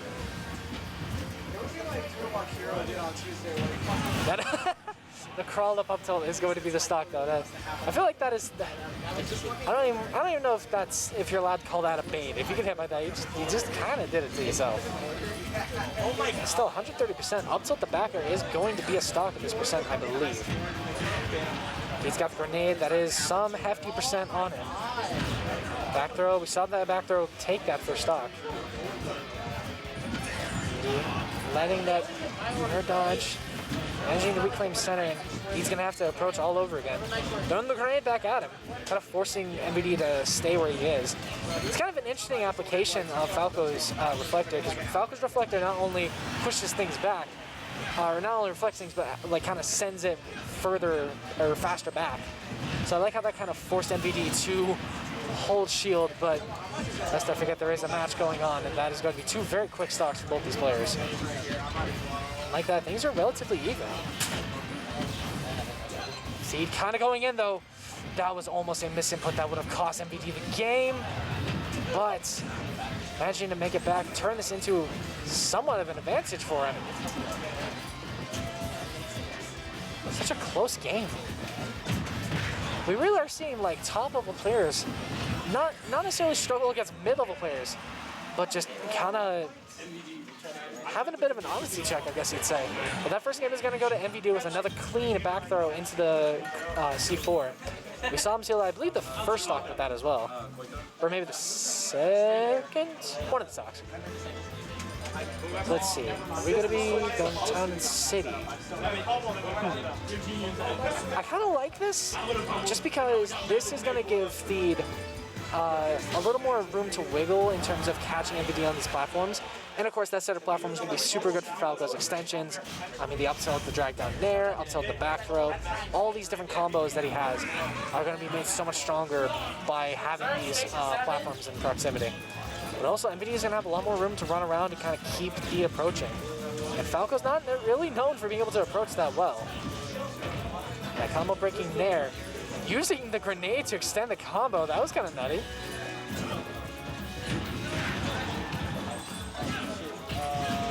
Ooh, up throw into the grenade. Oh my god. Ooh, trying to get that same setup that he caught Deep with twice before already. Seed going for all this aggression, trying to cover that that landing. As I mentioned before, during I believe it was MVD versus JoJo, challenging Snake at that height is kind of risky because he could just as easily kill you as early as you can manage to kill him. MVD catching him with that Nikita. He's going to have to get a stock here soon if he wants to not let MVD run away with all this damage and pressure. About all the down tilts. I would say Snake's is a bit better, but Falco's kills. So, I mean, I guess Snake's theoretically probably kills. Fourth throw. Using the grenade! All this damage, but can he get a stock? Does he no good to do all this damage if he can't kill? Shikmains are weeping. Ooh, the down smash nearly killing him. I don't think he was ready for that DI mix-up. Ooh, that is not a situation he wants to be in. Narrowly managing to avoid the kill, gets the dunk. They flash away to end the stock, but still 120% to his name. Theta has an uphill battle if I've ever seen one. Now, I think at this point, things would probably end up starting to be a best of 5. I'm not too sure. There's going to be another stock to MVD's name. He's going to have to step up his game, get all this damage, get an early stock if he wants to even this up. A chance of taking down one of Vegas's best players.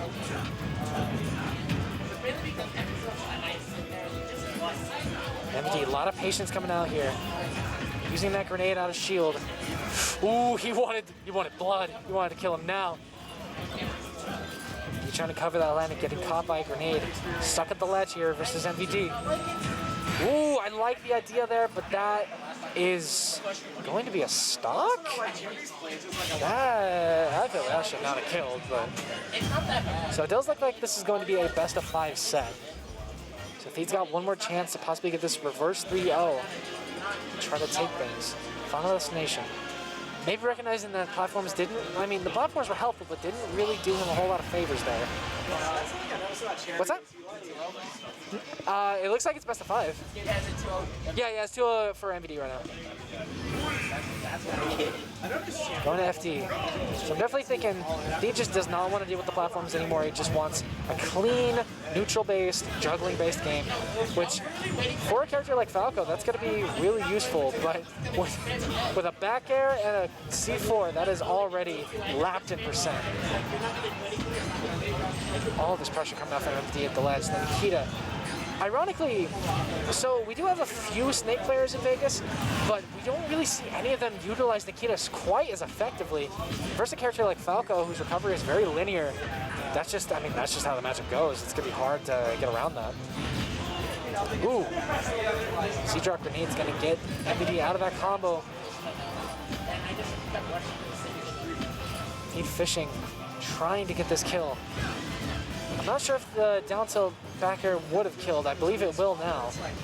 Snake's heavy, but he's not that heavy. Especially that close to the Blastzone.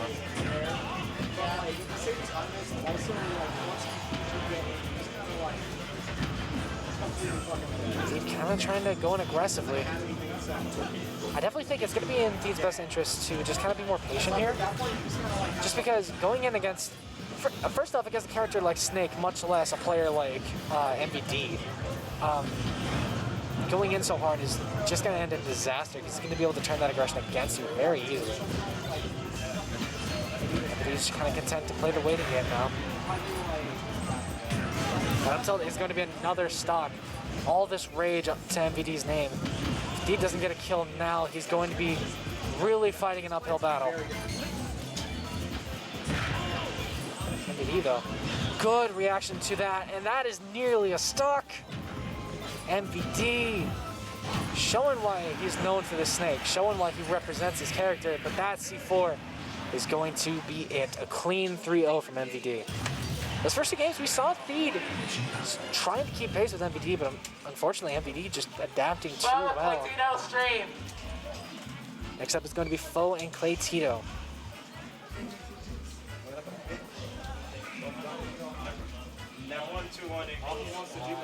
Don't really need to sing either of these players' praises. Foe, best player in Vegas. Clay Tito on the up and coming with that young Link.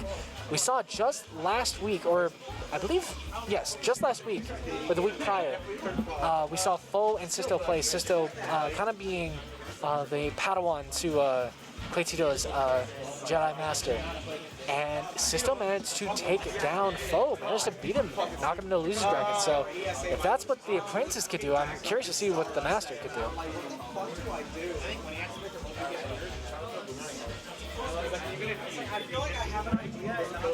Whoever wins this game is going to move on to face MVD in winners finals. And after that, it's going to come down to whoever wins losers bracket, coming up to face whoever wins that game. I hope everyone's having a really good night. Very happy to be here, very excited to be here. A little hungry though. Feeling a little bit on the munchy side. I came here immediately after work, so just kind of put in that extra time, you know. A gamer never rests, as it were. I think what I can talk about. I'm not used to doing solo commentary, but I mean, if that's what I gotta do, that's what I gotta do. I definitely don't mind it. Because at the very least, yeah, I want to be here. I want to be doing what I can to try and provide for the scene, to provide at least decent commentary. I know I'm not the best in the world. I know I'm probably not even the best in Vegas. But you know, I try. I feel like commentary is kind of slept on. I feel like it's one of these skills that a lot of players would benefit from being able to use. Just because I feel like if you're watching these matches in real time, you're able to recognize where the players' heads are at mid-set. It really does help you to do the same in-game. Yeah, tell the chat I'm nasty. Yeah, I mean, you can tell me yourself. Is MVD on the mic? Hey guys, it's MVD. I just want to say that I'm nasty as fuck. What do you have anything that you would say to any prospective Snake mains out there? Be nasty like me. Be nasty. You heard it here, folks. Be nasty. Can I get that on a shirt? Can I get that printed? Like, be nasty. It's just Snake. It's just Snake with the C4. Okay, so it looks like we are going to be seeing Clay Tito versus Foe here. Finally showing up. Finally about to get the set. God, top player privilege, not being able to immediately go to your sets.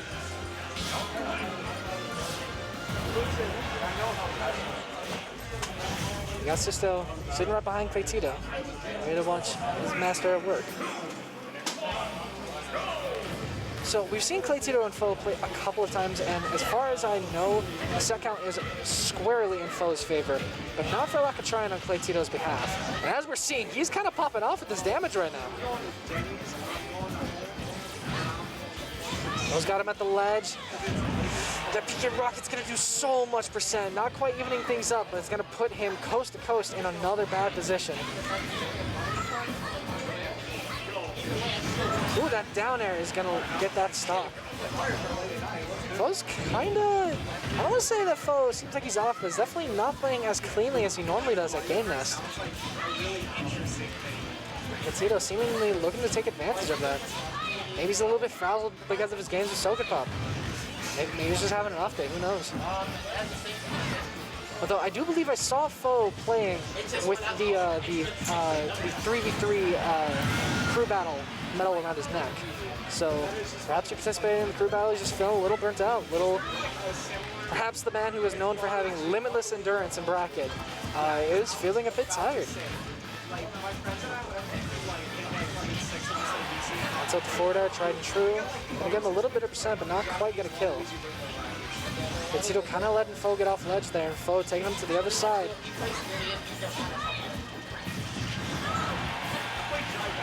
It's something that I feel Claytito, I'm not gonna say he struggles with, but he doesn't quite take advantage of Youngling's strengths at the ledge as much as you would expect him to, but that forward throw is gonna be another stock. I'm gonna stack lead like this. Now a more hefty amount of percent to your name, but still, 20? Why does that move to 27%? Are you kidding me? Jesus. This character, man. Youngling is nasty. Up smash, not quite enough. Hold on to that bomb all the way down to the ledge. I like the cross up with the nair. Using that boomerang to kind of cover himself just a little bit. The jump from ledge is going to get caught out by that up smash, though. Claytito in a pretty solid position to possibly get this game won. It's all going to come down to whether or not Freddy's going to be able to get in. And it does not look like he's going to get the opportunity. Game 1 going to Claytito.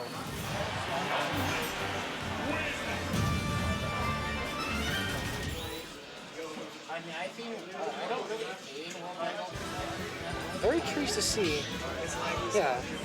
I mean, that sort of makes sense. So seeing Foe choose FD, I feel like in that last game, he was feeling like maybe something about the platforms or something about the stage was in Claytito's favor in a way that just he did not want to deal with. FD kind of being known as the stage where it's going to come down to either your character's overwhelming strengths or weaknesses or just the sheer talent of the player. And I'm not going to say that Foe is definitively the better player than Claytito, but on the whole, we have seen him win and take a hell of a lot more tournaments than Claytito has. Already we're seeing a bunch of percent, almost the exact opposite of what we saw in the last game, coming out from Foe. Jack down fair, trying to get the grabs. Foe's so good at landing these grabs, too. That up smash, good text from Claytito, but that second swing is going to finish it. Does seem as though Claytito is getting a little bit flustered. He's gonna have to really put in the work if he wants to get this, gets just anything going.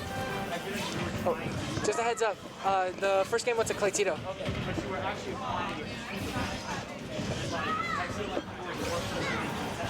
Claytito kind of struggling to get in.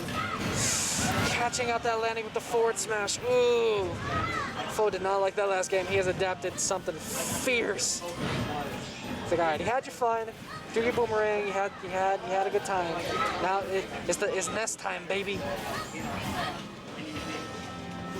Foe does talk like that. I don't know why I'm giving him that kind of character. I see the jump. Not opting for any kind of smash attack, but that is going to be a stock for Claytito in a very unexpected fashion. Still, that could be the momentum shift that he needs. Foe with the patience. Okay. Claytito using that disjoint on the up air. That really is going to be his best bet in this matchup, is going to be to utilize his disjoints. Because And specifically his disjoint's coming from above or below. Because Ness has, I feel like Ness would have something of an advantage in terms of the disjoint department, forward, upwards, and from behind. But from above, I mean, he just has no real disjoint to speak of. So he's gonna have to get the kill. He's gonna have to be careful to play around the shield. That down tilt up air is gonna take it. He's gonna have to be very careful. He caught out that double jump. That could have been huge. Starting to see a little bit of a momentum swing. Grab. Not gonna be a stop just yet. Tito's gonna have to get off the ledge versus foe. Any hit is going to kill him. Tito using all these projectiles, getting all this percent. This rage could spell doom for foe if he's not careful. Tito just playing the patience game, resetting things to his speed. Unfortunately getting caught up by that jab. Extend to neutral once again. Foe is gonna have to fight if he wants to get this stock. That is going to be Claytito going 2-0 over foe. Oh my goodness. Now, what I was saying before about players doing surprisingly well against foe, that is not unprecedented. But someone going 2-0 over foe in a best of 5 set, that is surprising. Ooh. I can feel the shock in the crowd. Everyone's kind of electrified. They're like, oh my goodness. What the identification on your end? We could potentially see a 3-0 from Claytito. That is insane.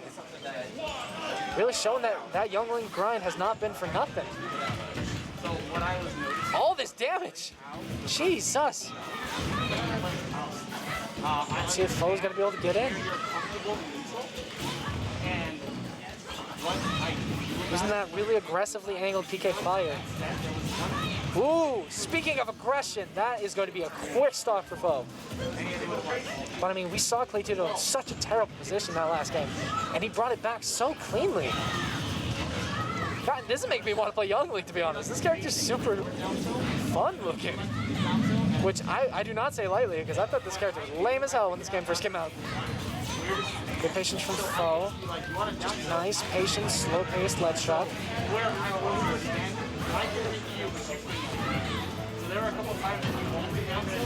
Boomerang, almost leading to the kill, but not quite. Foe coming in aggressive again. That's going to be another quick stock. We saw this exact situation in the last game, and Claytito was able to swing it around. Let's see if he's able to do it again, or if foe is going to take this game. It's going to be a first stock for Claytito. Okay, that up B is going to combo to the up air. Lots of solid percent coming up from Claytito. That jab, he definitely did not want that to whiff. Good nair, tech chase. I don't agree with that up B. You are kind of in a bad position for that. Nearly getting caught out by that PK rocket. He's going to have to be careful if he wants to make it back. That back throw is going to do it. That is a quick, clean game for foe. He's got his head down. I feel like foe is just, his mentality is kind of off today. He's really having to work to get these games. And right now, Claytito's got him on the back foot. I feel like a lot of times, I literally was just like, go ahead. See what Claytito's going to counterpick to. I feel like Battlefield? Maybe Smashville. I was like, okay, down tilt. And then if you backed up, and I was like, okay, go back to where we are again. Yeah. And at that point, when I Lemon City would be an interesting pick. Kalos, okay. I mean, all I can think of there is wanting to use the platforms on the sides of the stage to be able to more effectively edgeguard foe, because with a character like Young Link, I mean, you've got the bomb, you got the boomerang, the arrow. It gives you so much ability to attack that recovery from a distance without risking yourself. Foe immediately going in, you out for blood. Good get up attack from Claytito. A lot of people kind of freeze up in the face of that that ledge trap, that up smash, that down smash. So good to see Claytito adapting to it. Ooh, that could have been a lot of percent if that boomerang connected. Claytito kind of popping off of damage. Good use of the boomerang's returning hitbox. Ooh! Doing exactly what I was talking about. Trying. That would have been an insane edge guard if it had connected. That Nair is going to take it. Tito with a very commanding first stock in this game 4. Something to note, Foe is usually really good at adapting and kind of picking up after 1 or 2 games, but so far we have seen him struggle to get through. We've seen a lot more air dodges, kind of some panic options. Is Foe panicking? That up smash is going to take 1 stock though.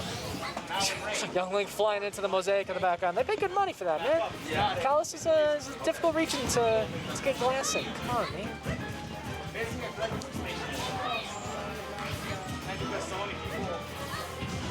Tito getting that first forward air, but not quite able to capitalize off it.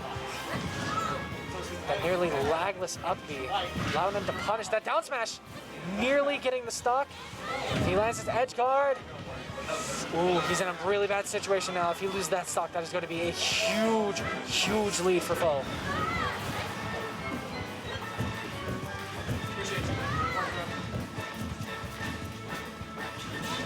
Tito just kind of hanging back, looking for a kill confirm. We've seen that that arrow into Nair, or the forward air in this case, kill so many times. Something I think is interesting though is that he's kind of forcing Foe to use all his defensive options really early, where he's conditioning him to use them higher up than he would normally be able to, because a lot of times Foe likes to go low, likes to recover using the PSI magnet, the air dodge, which, you know, as many people know, that air dodge kind of acts like a third jump. So right now, seeing Tito put Foe on the back foot, force him into all these defensive situations, and condition him to use these tools early, is just all leading towards potentially earlier stocks than what we would normally see from people against Foe. That back throw, not quite enough. I believe the forward throw would have killed. Okay. Ooh, the C-drop bomb into Nair is going to take it. 100% though. This is not undoable for Foe, but this is very doable for Tito. All comes down to if he's able to get some hefty percent on the board. So far, he's starting to get a little bit there. Foe was able to get that damage, get that stock. Lots of patience coming out from Foe, but Tito's going to go in swinging.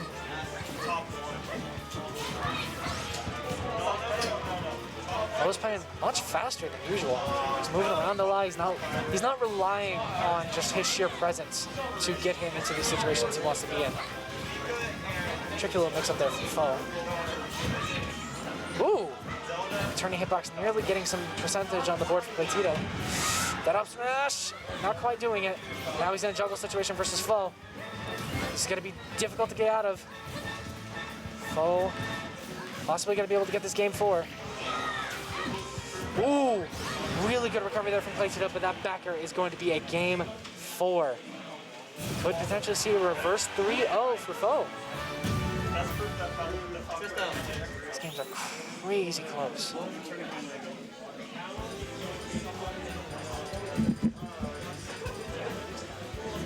Game number 5. Going back to FD. Tito choosing to go there this time. Maybe, I mean, they must have gentlemen's back there, because otherwise DSR, I believe, would prevent them from being able to go back. But either way.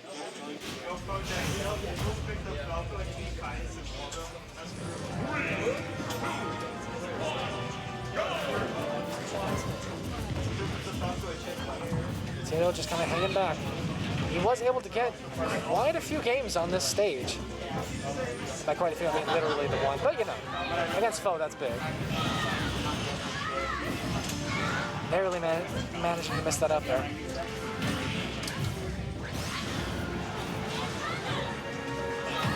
Ooh! Foe wants to get this stock, and he wants to get it now. He doesn't want to even give Tito the chance.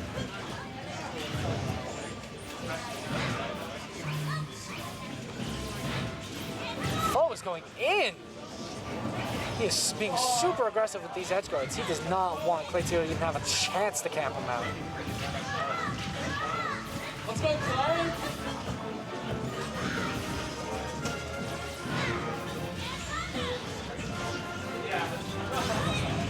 Oh, doing all he can to try to get this stock. He wants to just cleanly get this next stock and just run away with this game. Oh, but Clay Tito nearly getting that forward air to kill, putting himself in a bad situation and losing that stock.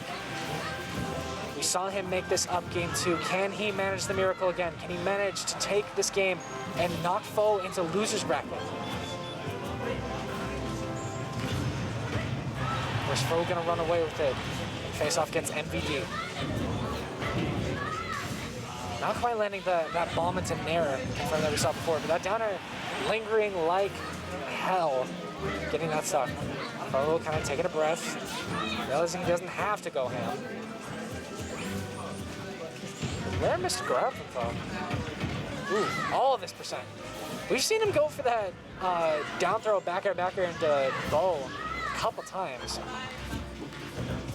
A lot of pressure coming out there, but that aggressively angled PK Fire is gonna manage to sneak through.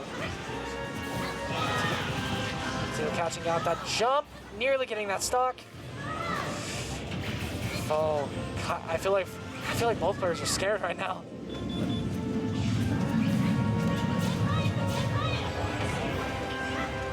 I mean, I'm shaky. I'm stressed out. Good patience from Fall. Recognize that empty hop. Tito needs to get off this ledge. But there's gonna be it. This is still very even. This can go either way. And it's all gonna come down to whether or not Clay Tito can get in or not.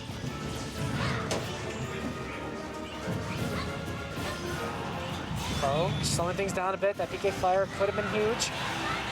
He's got Clay Tito at a distance. That back air is going to do it. A reverse 3-0 for Foe, but still such a good showcase from Clay Tito. That was super impressive. Oh my God.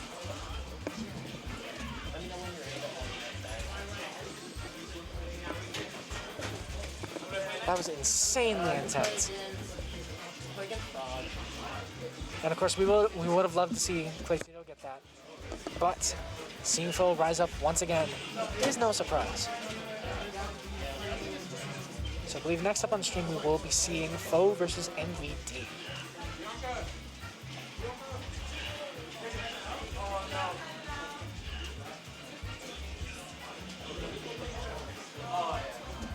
Meantime, I'm gonna take the time to get a little bit of a swig, a sip. Shoutouts to Shaden.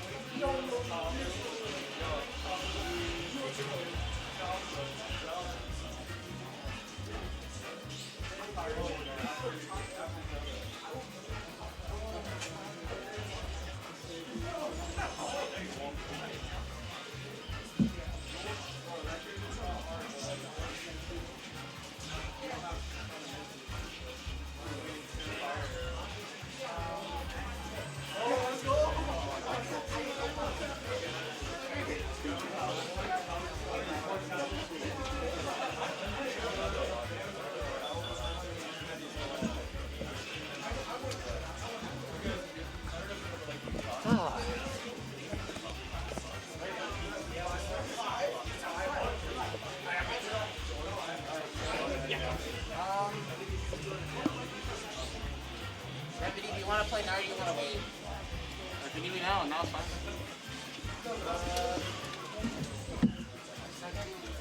Foe MVD stream.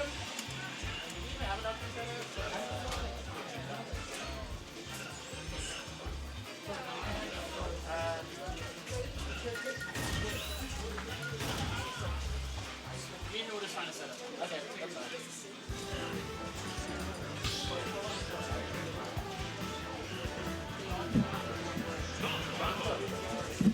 Seems like we're going to be getting MVD and Foe.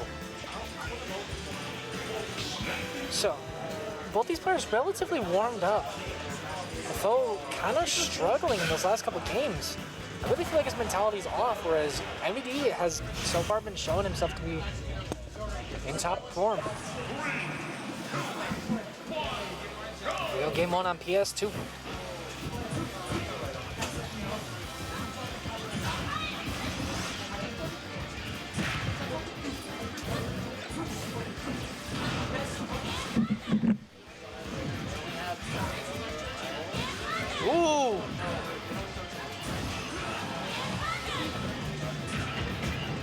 trying to get to the ground.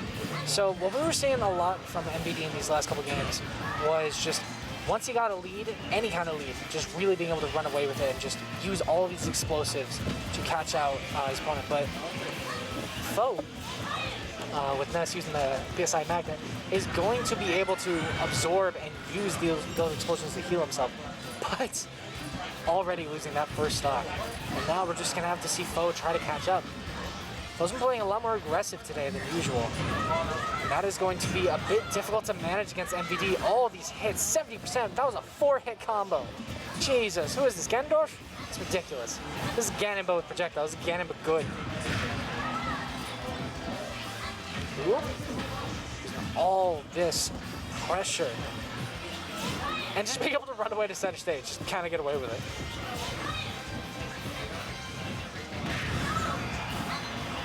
Beep, beep.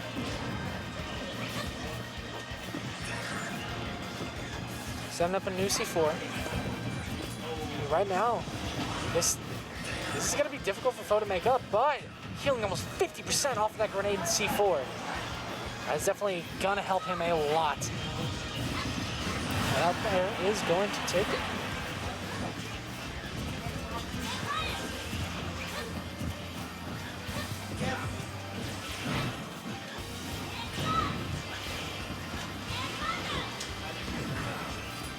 We're trying to keep MVD in here. That is one thing, even though, you know, Snake has all, has the grenade, has the C4, and can get out of juggling fairly easily, bear in mind, that only matters if the character you're playing against needs to be in your face to juggle you. And clearly, that is not something Foe's got to worry about with the PK Thunders. That and PK Thunder has the unique ability to chase down Snake where most players can't.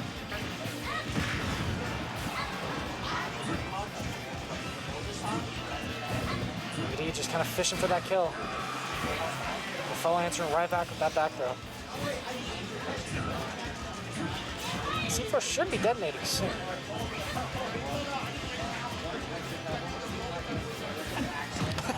Just kind of a toss-up situation there, but MVD managing to get the grab.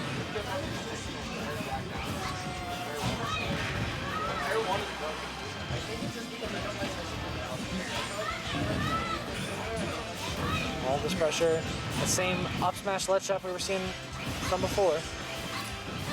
Foe going in. I feel like at this point, MVD could start using those grenades as a bait. That up tilt don't give a shit about PK Rocky. He said, all right, PK, get the hell out of here. That could have been an absolutely absurd PK Rocket to close out the game.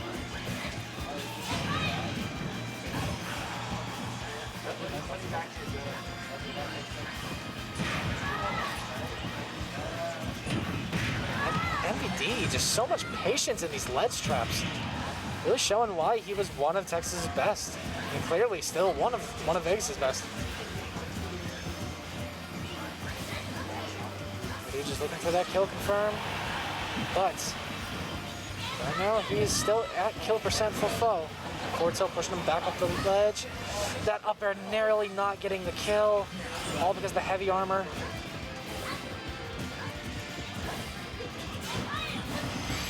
That up air is going to be game one. Phil narrowly managing to squeak out a win versus MVD. Initially, the game looked very much MVD favored, just in terms of the control over neutral and just everything. But Phil managing to bring it back.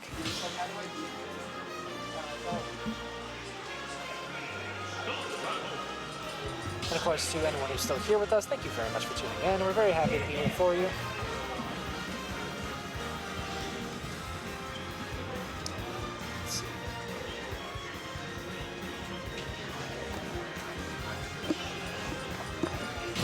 Alright guys, so you guys in chat, who do you think is going to be taking this next game? Do you think it's going to be MVD? Do you think it's going to be Foe? What do you guys think?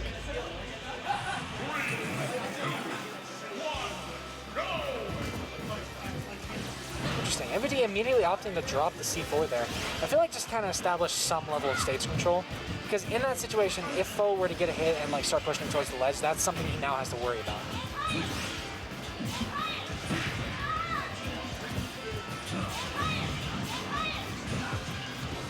100% on MVD right now. Not enough to lead for a kill just yet. Ooh. It seemed like MVD was maybe expecting like a forward air or something. He was trying to punish out his shield, but Fo was able to get the jab and reclaim center. Back throw, not quite gonna be enough. Chasing him with that PK Thunder. Not connecting though. Dash attack. Trading in a way that was somewhat favorable. Ooh! The drag down up there into that back throw is gonna be that first stock for Fo. I have no idea what the set count is like between these two. Though I would imagine, just based off of what I'm seeing so far, that it might be Fo favorite.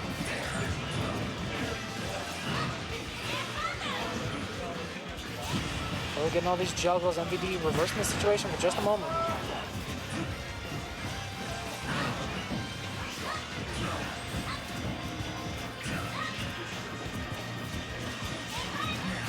Ooh. Trying to get that C4, trying to get a kill on the board. MVD still struggling to take Fo's first stock. That up tilt is going to do it.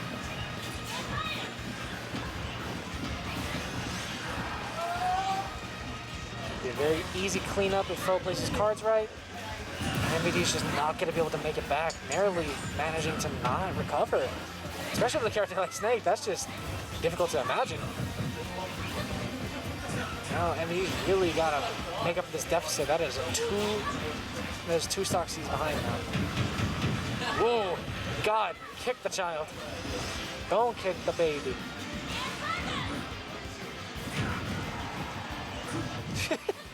Please don't quote me on that one. Kick the child, Crimson, circa 2021.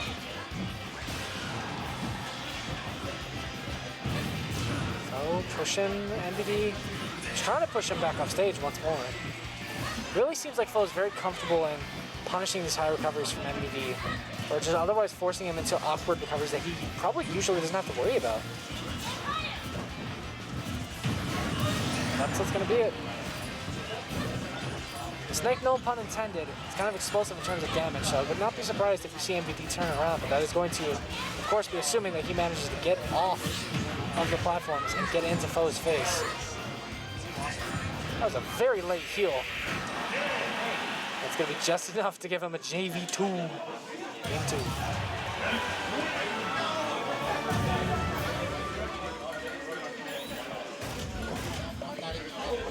So let's see, if I'm MVD in this situation, my counter pick is run it back.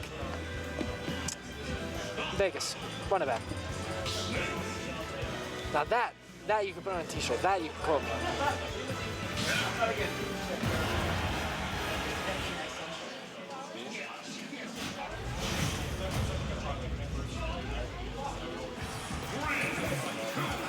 Fo tries to take a 3-0 over MVD right now. We're going to see a reverse situation of what happened with Claytito. We're going to see MVD manage to stop the the unstoppable force that is Fo right now.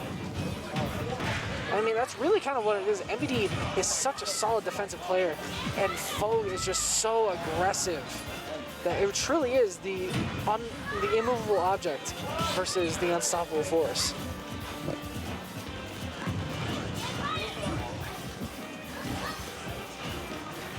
C4 is set up on that platform, which means he cannot use the recover, and he is going to get the dunks.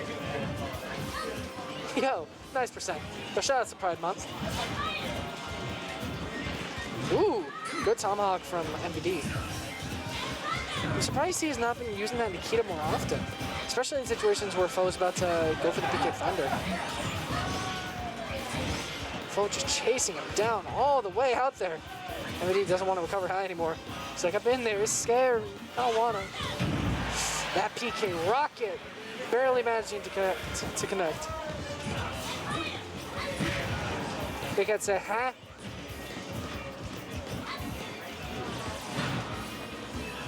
Oh, fuck! Wow! Whoa! Fo kind of popping off with this damage.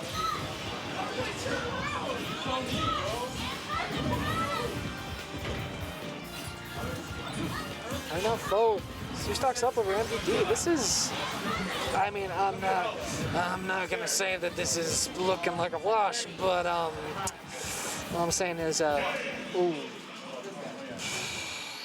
MVD deciding that he was done with that game. which is reasonable. Probably just wanted to get into losers and just kind of maybe just give the mindset a refresh. But that is going to be a 3-0 for Foe. So let's see. Taking a look at bracket, it seems as though MBD is now going to have to face. Just let me go ahead and refresh bracket here. Yeah. Refresh Demi. Let's take a look. Let's take a look. MBD is going to have to face winner of So Good Pop and then whoever wins between Claytito and Frog, it seems.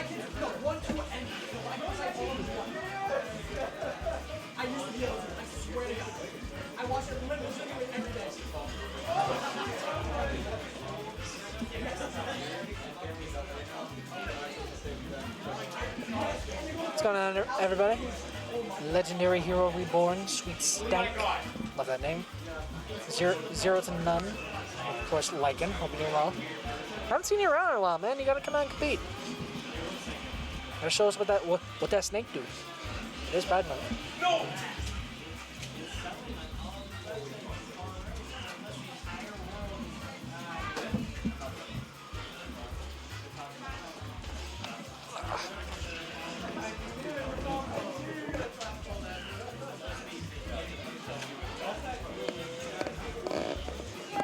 Now me almost taking a swig of iced tea with my mask still up.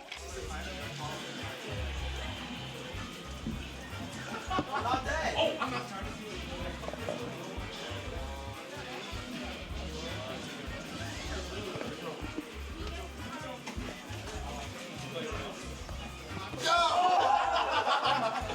Dude, I thought I died. I thought I died. Pork Johns, yeah, I feel that, Hey man, I'm trying to come out to do commentary for as many things as I can, even despite the fact of my work schedule. Matter of fact, I got off work and I went straight here. Thankfully, my job put me around about like 20 minutes away from PSG today, so that was nice. Let's see. I believe I see Frog and Claytito playing off screen. So far, it's looking like I see stocks.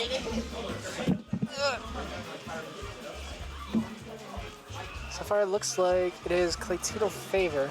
He just lost his second stock. So both players are now in the last stock. Frog is at around about 60. Claytito is rapidly approaching 60. Frog getting all this damage with the Bayonetta combos.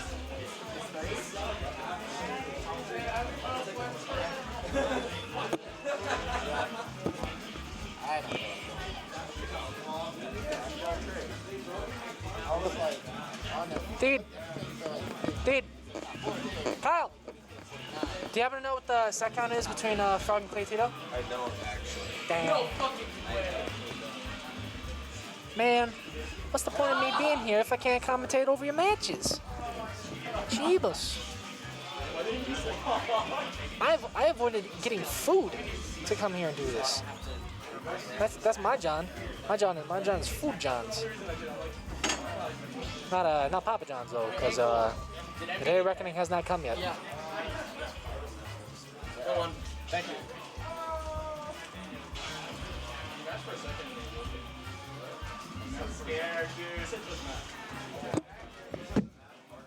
I don't like the way Ness is looking at me. He's staring at me. He's staring into my soul. Those black, soulless eyes. I don't like it. I don't like it. No. I wanted to ask you, when we play, what's frustrating? Is it your misinput? Yes. It's the misinput? So it's not the matchup, it's strictly the misinput. Okay, that's what I was wondering, because you seem kind of obviously frustrated. Game 1, I was like winning by a lot, and then fucked up a lot of little things in game 1. Yeah. And then game 2, what was happening? That was relatively close. He had one really good state last time. Over the percents again? And there's just a lot of little mistakes. Like, I don't really make ever, but since coming back from like online stuff, a lot. Like I said, I'm just like, Just annoying. I know I'm not playing to my best ability. Alright. Yeah, that's all I want to do.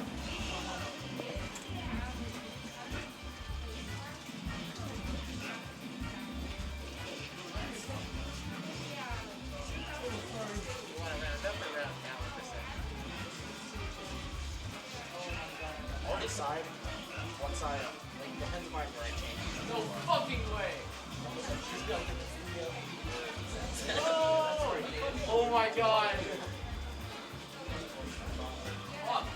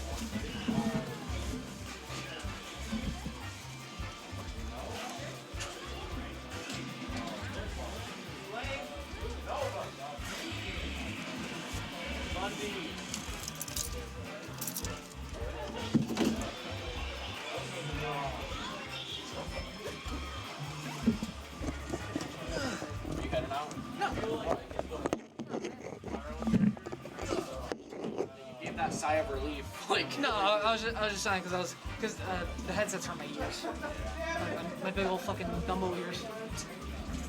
Yeah. No, man, I'm hungry. I haven't eaten since oh god, I haven't eaten in like 12 hours. because then you're gonna like beg and talk Please, please team with me. Nah, bro, he's gonna make me. Please. You're a god. MVP, please team You're the Some guy best. brought extra food and he was like, give it to the TO. Fuck yeah. So I already had like a taco. Thank you so much.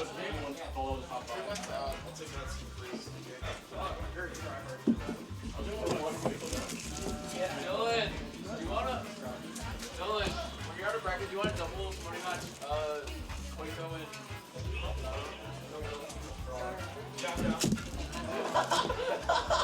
Frog's always down.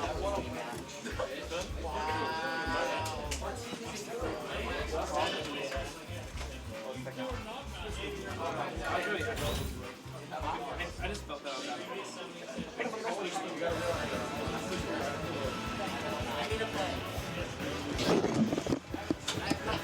Commentary will resume once I finish this burrito. I'm very sorry.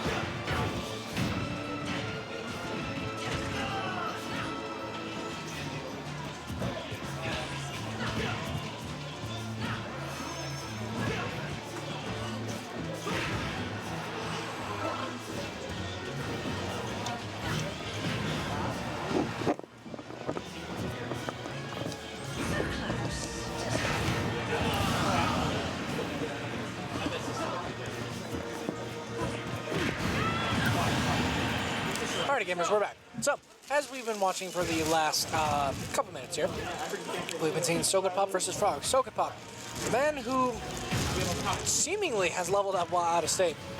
And Frog, who has been on the up and coming since Socket Pop left state, to the point where he is now top 10 in Vegas. And he is currently showing exactly why that is the case with all of his damage.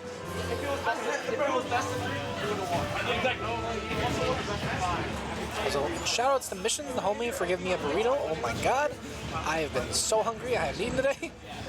And that is going to be yet another stock for Frog. We saw that happen for the first stock as well. The which time into the up smash, I believe.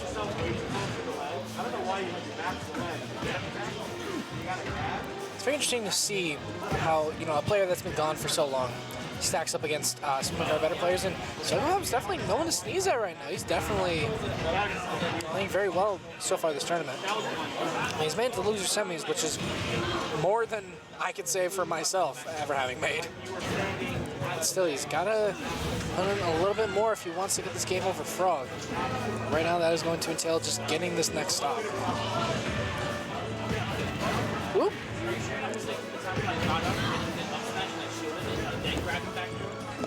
Excuse me. Anyways. Frog trying to set up for that kill, and that is going to be a game 1 for Frog.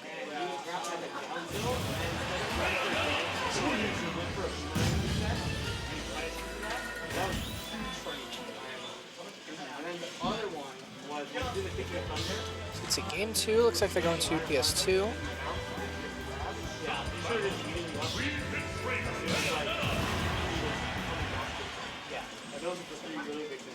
Going back to PS2 here, we saw Frog kind of immediately going in that last game. And that led to a lot of percent, led to him being able to get an early advantage over Socket Pop. I expect we'll be seeing something very similar unless Socket Pop is able to get a good lead.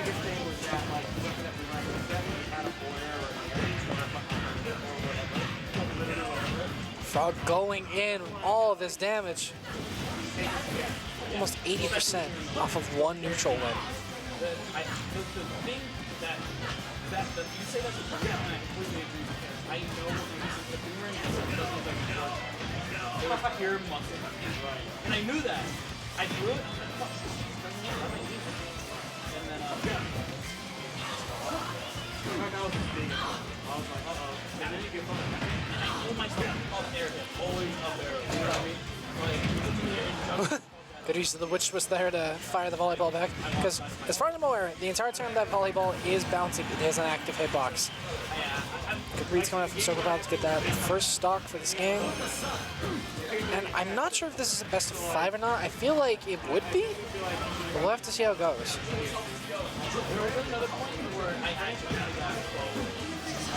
Ooh, narrowly managing to avoid that up smash. Good patience from Socket Pop, letting Frog throw out all these defensive options and finally catching him at the end.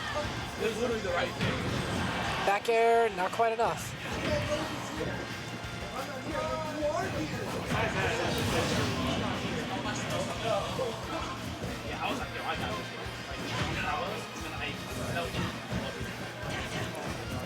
Frog just kind of looking for any kind of way to get in, start getting some damage done. Socket Pop effectively keeping him out. Oh my goodness, that was, I don't know if that was just crazy knockback or just really terrible DI. Either way, that is a very, very dead Bayonetta.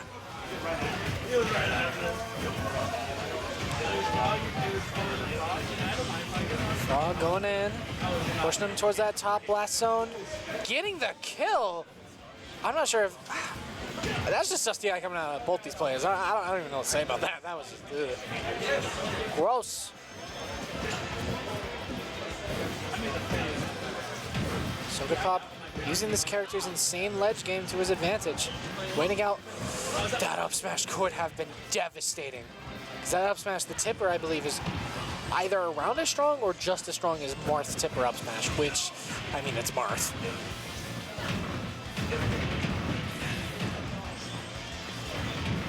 Frog catching out that double jump. I believe Socket Pop is in a bad situation. Not quite getting the kill, though. The game pulled sneaky. No! I cannot believe that did not spike, and that is going to cost him the game. That is 2 games for Frog. Oh my god. Clayton off to the side. Frog is the most carried player. I'm not going to say he's wrong, but I'm not going to say he's right. So let's see. Going into game number 3. It's pure orange. It's not position. Because he dashed attacked my shield and I outsmashed. There you go. Alright guys, if your car is parked behind the gate, the back area, it's about to get locked up. Please move your cars. But when they work, they're really good. Back there, probably one of the worst moves. So right now, this game 3 is kind of all over the place. Frog going in trying to get damage, Sogan Pop capitalizing off of Frog's over-aggression. Because like when you get the first hit and then you're like 2%. Well, now you're Sogan Pop's got deep breathing on deck. That is going to be an incredibly early kill if he manages to land a hit. Excuse me, I'm so sorry. Ooh, getting that forward air spike. Not quite being able to capitalize off it. Frog going all in. He wants this stock and he wants it now. Just wants a clean 3-0. He wants to be able to face off against, I believe, MVD in Losers Finals. Pretty sure he's moved out there. Anyways. The first stock is going to go to Sogan Pop, though.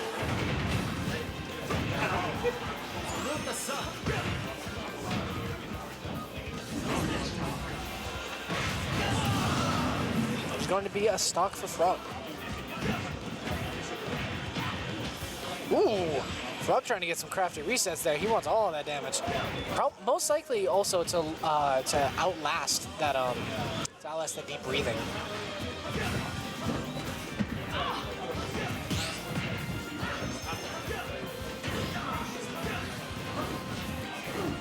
Good avoidance from Sogan Pop there, but he's still going to be caught in the blender that is Bayonetta. Woo! That Nair almost getting the stage spike that would have gotten the stock. Patience from Sogan Pop there, not playing any of Frog's games. That's something that Frog really is great at as a player, is just recognizing a player's defensive habits and just, in general, capitalizing off of any small mistake that they do. And one of the big ones there is just punishing people thinking that they can be aggressive, people thinking that they have the opportunity to counter him, which is something like a big F smash like that. Right now, Frog is kind of struggling to get in. I think it's very notable that Sogan Pop is not a very campy refit. He's actually kind of in their faces, nearly losing his stock to that up smash. The down air will take it. This is a very even game. And bear in mind, this is game 3 between the two of them.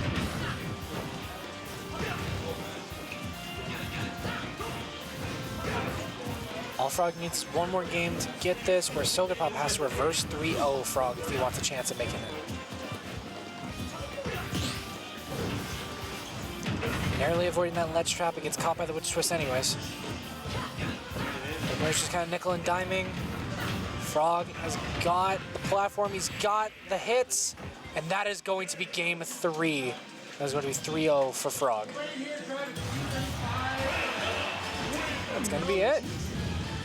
So next up, we are going to be seeing Frog versus MVD.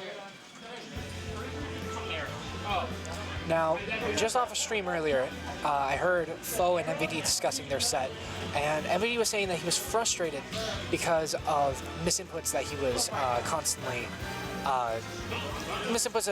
inputting during that set. As you know, if you guys watch that set, you will know during that first game that MVD actually had a pretty solid lead over Foe, and then Foe just managed to bring it back and just kind of tear him up.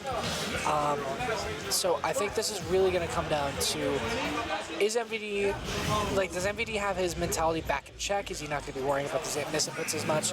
Because if so, Frog is going to take that and run with it.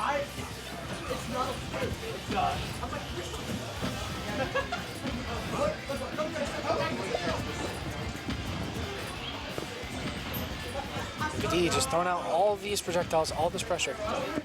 this game one? Yes. Sorry about that.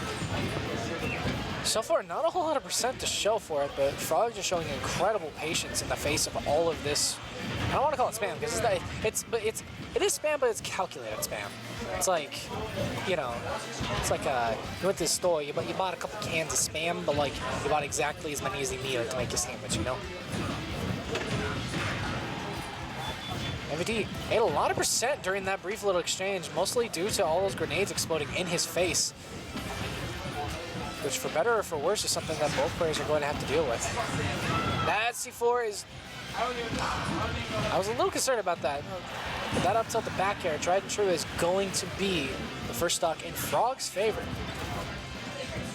So far, Frog is showing an incredible amount of matchup knowledge.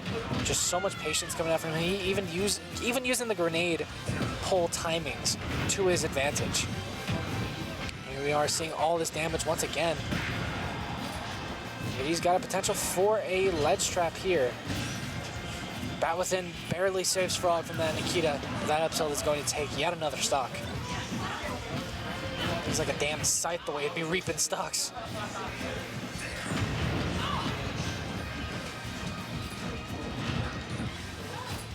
MVD just going for the back throw, just going for position. I really do feel like that's a lot of things. That's something that a lot of players kind of sleep on. It's just, you know, how useful just positional advantage can be. Like, yeah, you're not really going to combo off this, but you're going to get ledge trapping, you're going to get stage presence, you're going to get something out of it. Which sometimes can be better than just straight up damage or even a combo throw. Good use of the throw invincibility to get through that up smash, but still so much percent to make up for Frog. Nikita chasing him down across the stage. We got a shield, grenade trade.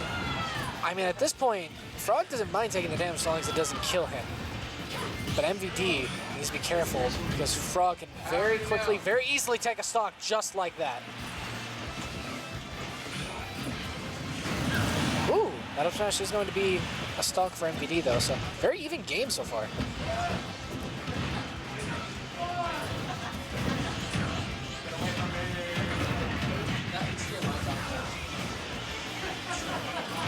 Frog going in, just doing all he can to chase down MVD. Does not want to let him get back for free. Ooh. Good patience from MVD waiting out that witch time. But now, that grenade into up air is going to be game one in MVD favor. Come on. Shut up, Snake. That was pretty close. Oh. Stream die. It leaves. Goodbye. Where'd it go? I do not know. Oh. Okay, looks like we're back. I did not get the chance to see what stage they picked. Although, knowing Vegas, they probably just went back. Yep, that's about right.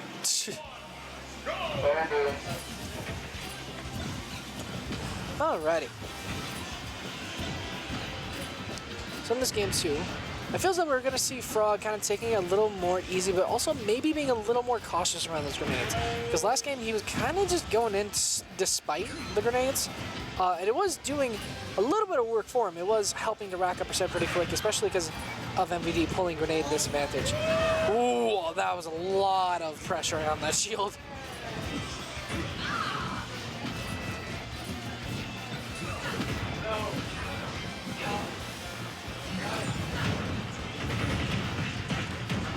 Frog getting that kill off the top.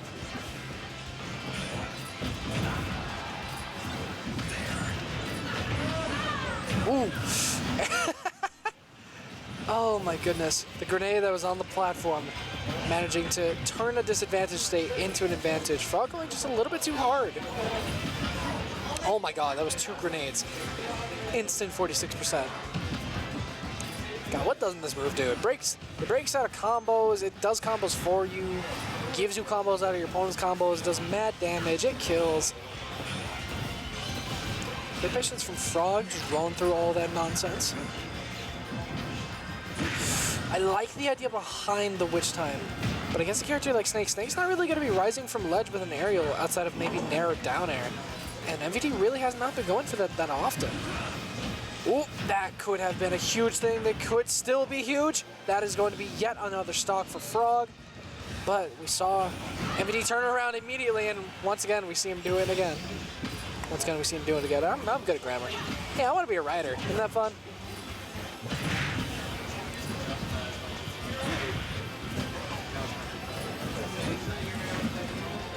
Both players are vying for any kind of control. Frog managing to land that grab. Pushing MVD off, but not covering the high recovery, so MVD goes for it. No, dude, I was like, please. Ooh, I like the idea behind the get-up attack, because so far MVD has been very patient in terms of reacting to what option the opponent chooses. So close. That, man, using the grenade to combo, this could end up being huge. Not quite enough. I believe the C4 is now stuck on MVD. Or actually, no. He ended up detonating the C4 and was able to replace it again. Witch timing the grenade, and that is going to be game 2. Wait, which one did you just plug in?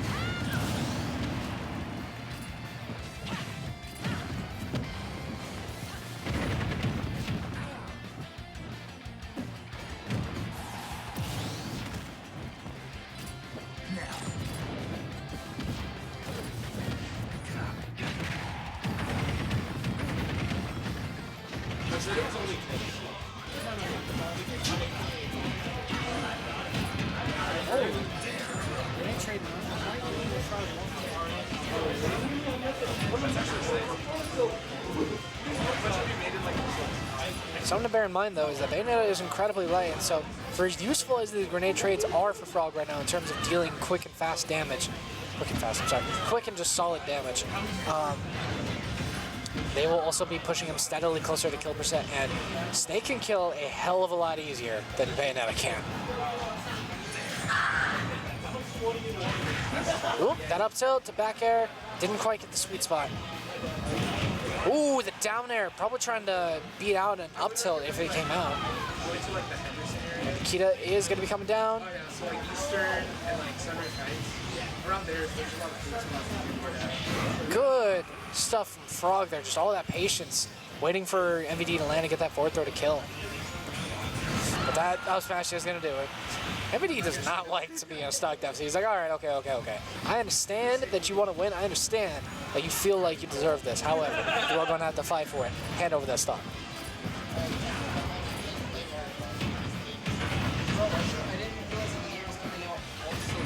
Okay, big damage coming out from Frog.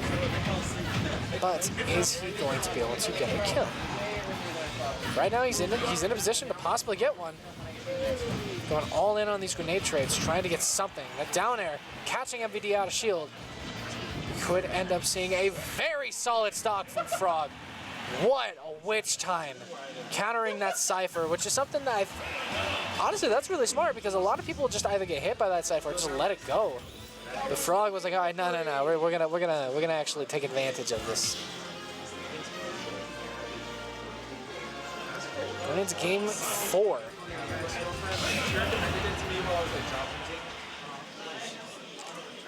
At this rate, we may not end up seeing the faux MVD rematch. We may end up seeing Frog moving up into grand finals, dead-ass finals. Woohoo! Such good patience from Frog there, getting that grab.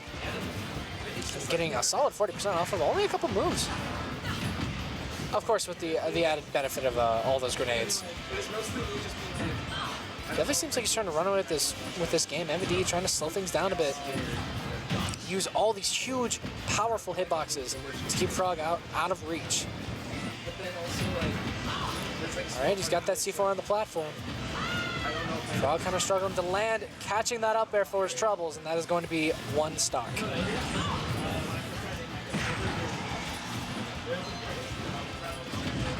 Oop. At which time, not quite activating in time. Probably thought the grenade was a little more cooked than it actually was. Right now, the only thing getting cooked is Frog getting caught in all these explosives. Ooh. That stage spike could have been devastating. Unfortunately, Frog manages to recover, and MVD manages to catch him with yet another up tilt. Frog immediately trying to cover that high recovery, but with Snake so far out, there's just no chance of catching him. Ooh, running straight in through the fire and flames. Good use of that really long extended nair to catch out that air dodge. That back air is gonna be it. Frog showing he's not out of this yet. But still, he is a full stock behind.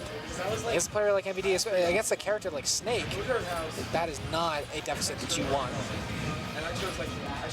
Frog whiffing the afterburner kick, eating 20% for his troubles.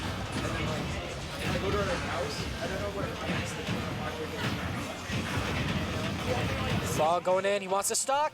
That is going to be evened up, 45% to his name. This is incredibly doable for Frog. It's all going to come down to whether or not MVD is going to be able to keep him out to get this percent on the board. If these grenade pulls are going to be enough for him. Frog opting for a little bit of a different combo there, trying to bait that grenade pull. Landing with that tomahawk down tilt.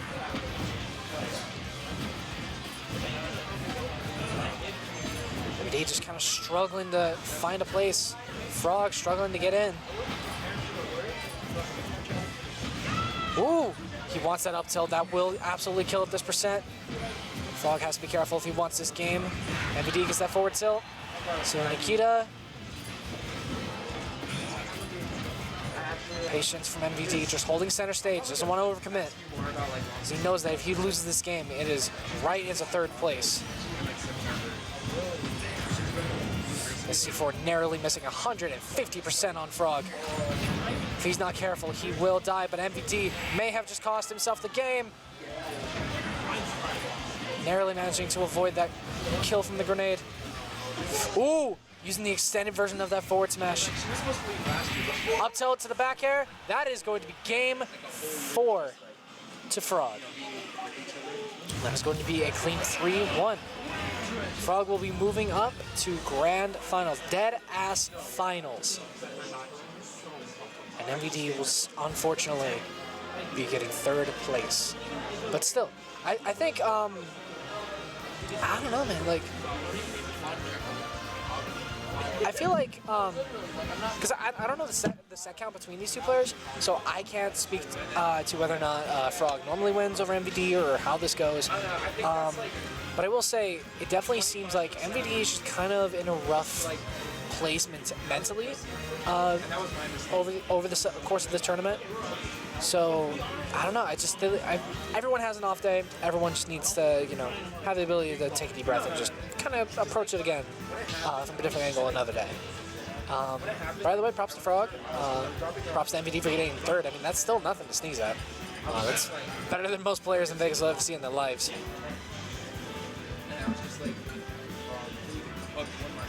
Here we go into grand finals.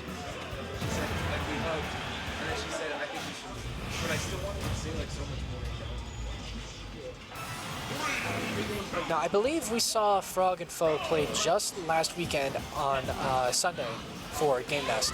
And I do believe that this was a close match, but ultimately in Foe favor. So we'll see if maybe Frog, with this newfound patience, newfound ability to capitalize, if he's going to be able to take it over Foe, or if Foe is going to be able to get yet another win under his belt. The terror of Vegas.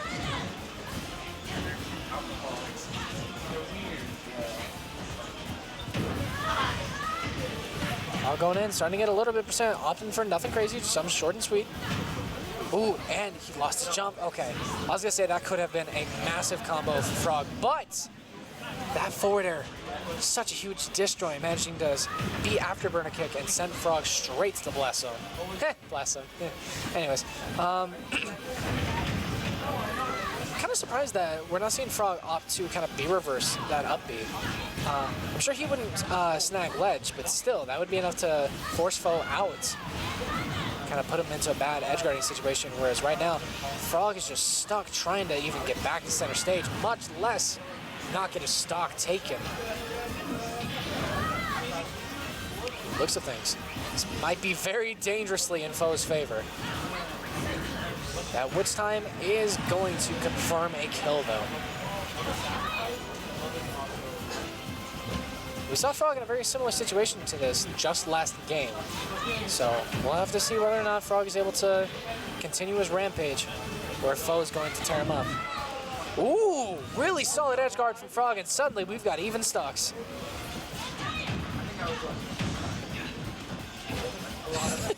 This man's just forward air 3 times in a row across the stage. Yeah, why not?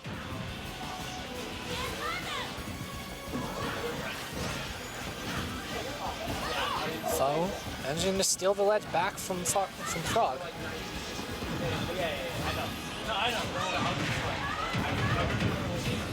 Tilts, he's getting all the way up to that Blastzone, but that's not quite a kill. Ooh, trying to get that up tilt back. I don't think it would have killed, but it would have been a very good situation for Frog. Foe getting dangerously close to kill percent. Because right now, if Foe can get that grab, if he can get himself in a good position, which it doesn't look like he's going to get, Frog will be taking that first game.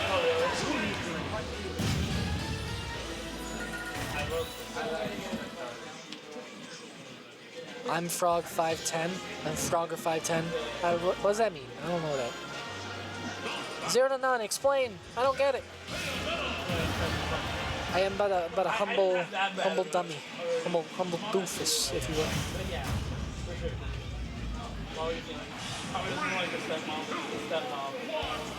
And it's game 2. Frog showing that he's kind of got the sauce tonight. There's a solid chance Frog may end up taking this tournament. But it all comes down to whether or not he's able to get this next game, then the bracket reset, and potentially another set over Foe, which we were talking earlier about. Perhaps Foe is maybe just a little low in endurance today after playing in that 3v3 crew battle.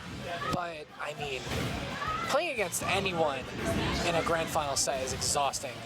And Frog is no stranger to having this mentality and endurance really start to diminish over the course of a set. So we'll have to see how this goes.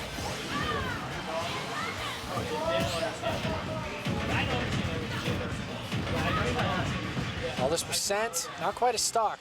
He's got him in an awkward position. DK Thunder chasing Frog down.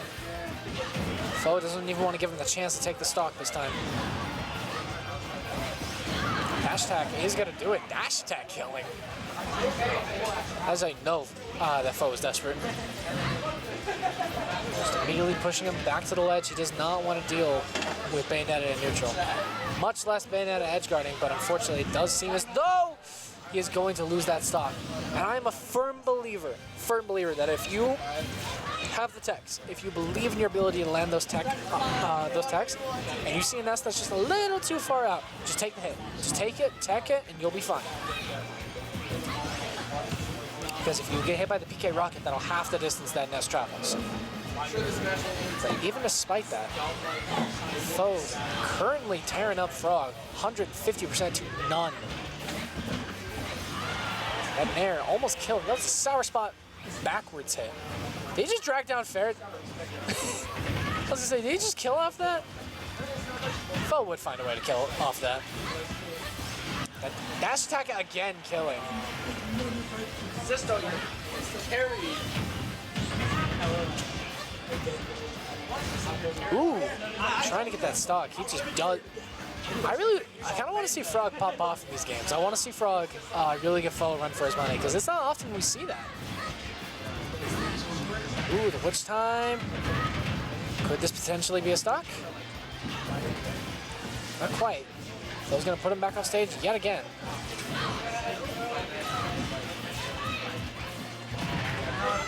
Up tilt into the forward smash, waiting out that up air. Once again, Frog showing that he's very, very good at taking advantage of his opponent's bad habits. Right there, he was probably, Fo was probably just expecting Frog to go all in, maybe meet him in the air. And Frog wanted nothing to do with it. He was like, all right, go ahead and land. Okay, let me take you into my loving arm, my singular arm, as it is punching you in the face, you small child. I know, Fo kind of having trouble getting in. Frog doing all he can to just not allow Fo to get any kind of lead, to get any kind of advantage. Using that back throw, it probably will not kill on his next use unless Frog is at a higher percent. That back air out of the trade, that is going to be game 2 for Frog.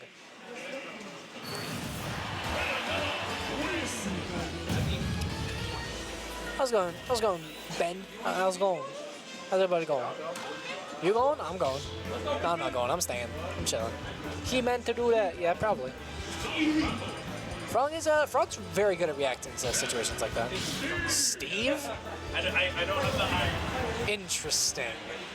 I mean, I don't doubt that he has a Steve, but Frog is also known to BM from time to time, so yeah, I mean, who knows? We'll see how this goes. So Steve, this character exists. This character is interesting. I'm very happy this character's in the game, but must admit, I am quite satisfied to be seeing this character getting juggled around like the damn pincushion that he is.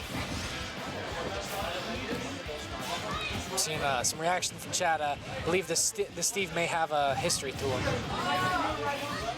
Fo kind of going off, though. I don't think he's happy about the fact that Frog just switched characters on him. Whoa, my goodness. That forward smash. Engine ensured the dash attack, but Frog is going to lose the first stock. Fo's kind of going in. I don't think he's happy about this at all.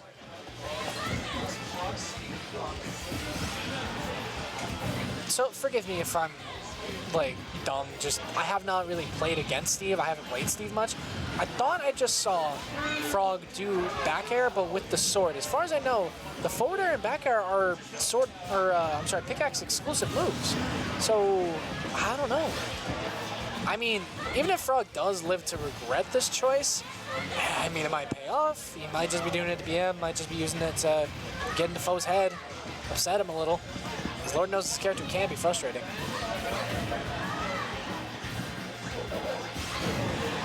Frog narrowly managing to live that second stock.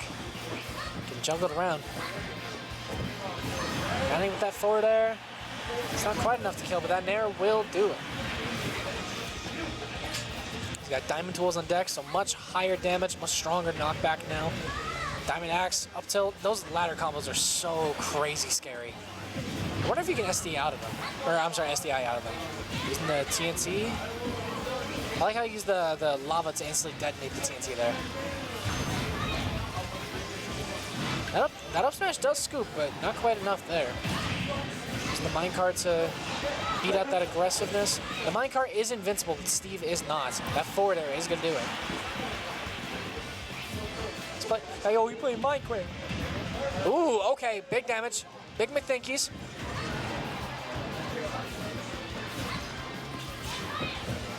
There is every possibility Frog can still win this, but there is also just as many possibilities that Frog is going to lose this match. And it does look as though that is going to be the case.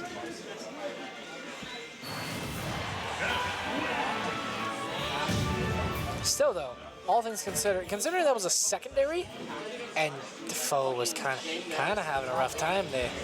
I'm not sure how to feel about that. So I'm curious to see if he's going to go Steve again, or if he's going to maybe do the Bayo or the Diddy. Looks like he is going for the Bayo.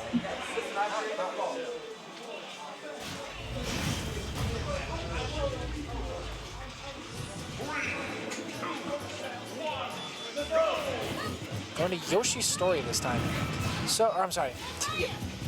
Yoshi. Yeah, this is Yoshi's story. Yeah. What's going on? I mean, this stage, it's kind of awkward to play on. I mean, everyone knows how awkward the slopes are on this stage. So, I don't know. I mean, I feel like maybe Frog just wants to try and avoid that PK fire. Maybe he's just trying to get early kills, which it looks like he's gonna get. That is the first stock for Frog. A very hefty first stock, I might add, with only 45% to his name. Good use of the Witch Twist to beat out the PK Thunder. Just does not want to get juggled, doesn't even want to give Foe the chance. There's every chance that we can see a bracket reset here, folks.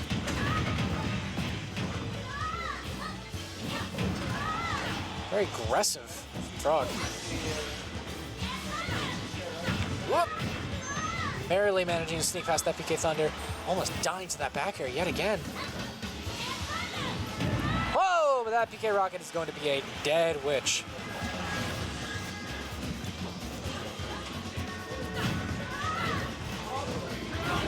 Ooh, that is, oh my goodness. But catching the roll in. I don't know whether to call that a read. I don't know if that was intentional. I'm gonna say it was intentional. It looks sick enough, I'm gonna say that was intentional. Foe's got a bit of an uphill battle if he wants to be able to get this game and prevent the bracket reset.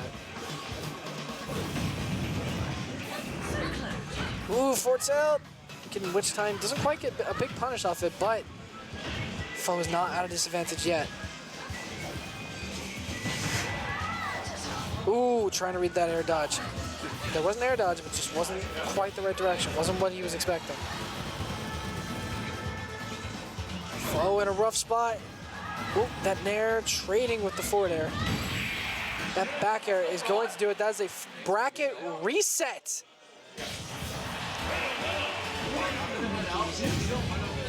My God. So here we go. The second half of Dead Ass Finals, Grand Finals. Frog versus Foe, both players in losers bracket now. Will Frog be able to return from the depths and take this game? Take this set, rather. Sephiroth! Okay. Going from one planet-ending character to another, sure, why not? I feel like... How do I feel about Sephiroth? Will Foe win or will Frog reset? Reset. 90 go to Mickey Fu. Nice job betting those bits. Okay, so I've never seen Frog really play any other characters other than Bayo. So, I mean, the Sephiroth is a surprise pick, the Diddy earlier was a surprise pick, the Steve is a surprise pick. So, I don't know, I mean, Sephiroth is a solid character. I feel like this character would really body Ness with how huge these hitboxes are, how patient you can be. Just how much this character relies on spacing and just getting around those huge disjoints. I mean, Frog has shown himself to be more than competent with many characters. So, I don't know. Let's see how this goes. I am curious, though, as to why in a bracket reset, after having won 3 games of Bayonetta, he would choose to go Sephiroth. Unless he's just that confident in his ability to win this, and he just isn't afraid to switch characters. That is going to be his first stock, though. Bear in mind, Sephiroth, despite being, you know, Sephiroth, is as light as Mewtwo. So, you know, he still dies very early.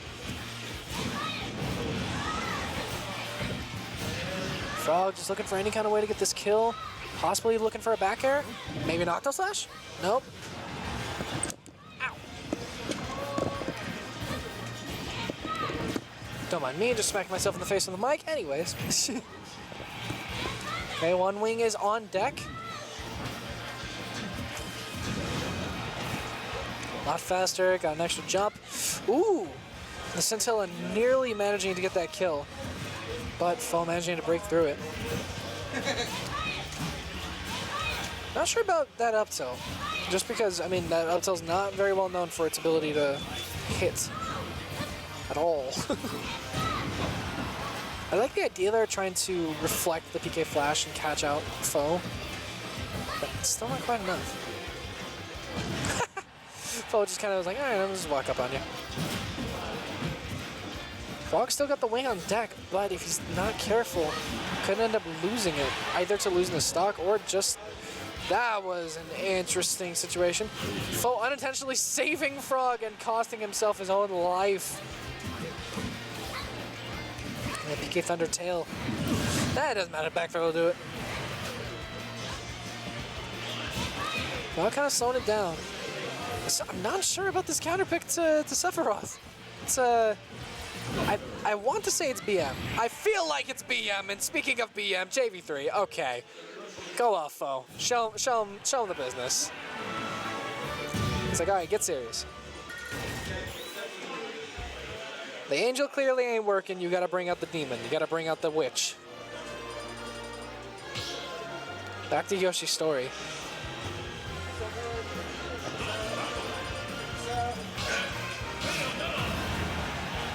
Going back to the Bayo for game 2. I mean, I know Frog's not afraid to BM to get an advantage, and I respect it. So, I mean, there's every possibility that's what he was doing. Or maybe just, I don't know, maybe just wants to work on the secondary. Felt like it was ready. Whoa! That fair trading nearly setting him straight to the Blastzone. Frog just unafraid. Oh my goodness, nearly killing himself. Oh, Foe is swinging for the kneecaps. Oh, he's got the PK Thunders on deck. He's just chasing Frog everywhere. That is one strength of Foe, is that no matter how tricky you think you are, Foe is going to catch you. Ooh, PSI Magnet into drag down up air and a grab. God, he makes his character look so smooth. Why can't every friggin' NES player play like this? Just, it would be so much more fun to watch. That back air is going to be first stock. I believe that's the first time in a game where Frog was playing Bayo where Foe has the lead. Correct me if I'm wrong on that, but I believe that's the case. PK Thunder trying to just maintain this lead. He just does not want to give Frog the benefit of any kind of damage, any kind of stock, anything.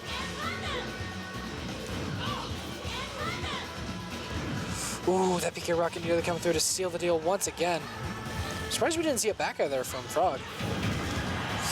Down air, almost killing him from coast to coast, but not quite. PSI Magnet doing just barely enough to get him through there. That Nair is going to stage spike. Foe kind of going off.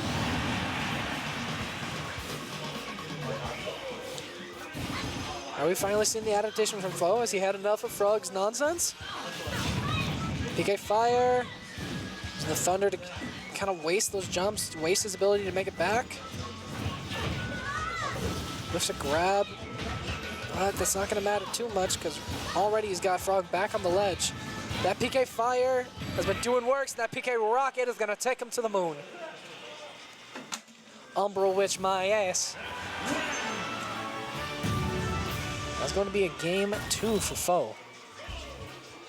Because bear in mind, Foe, as we've said before, this man is known for just his insane endurance in bracket. I would not be surprised if he was just biding his time that first set, getting ready to adapt and tear up the second set. Just letting Frog, either lulling him into a false sense of security or just otherwise just getting ready. Going back to Yoshi's. I'm not sure why Frog keeps on going here. I was going to say, correct me if I'm wrong, but I believe he's lost every game here. But no, he ended up resetting bracket on this stage. Okay, Frog kind of going off with damage.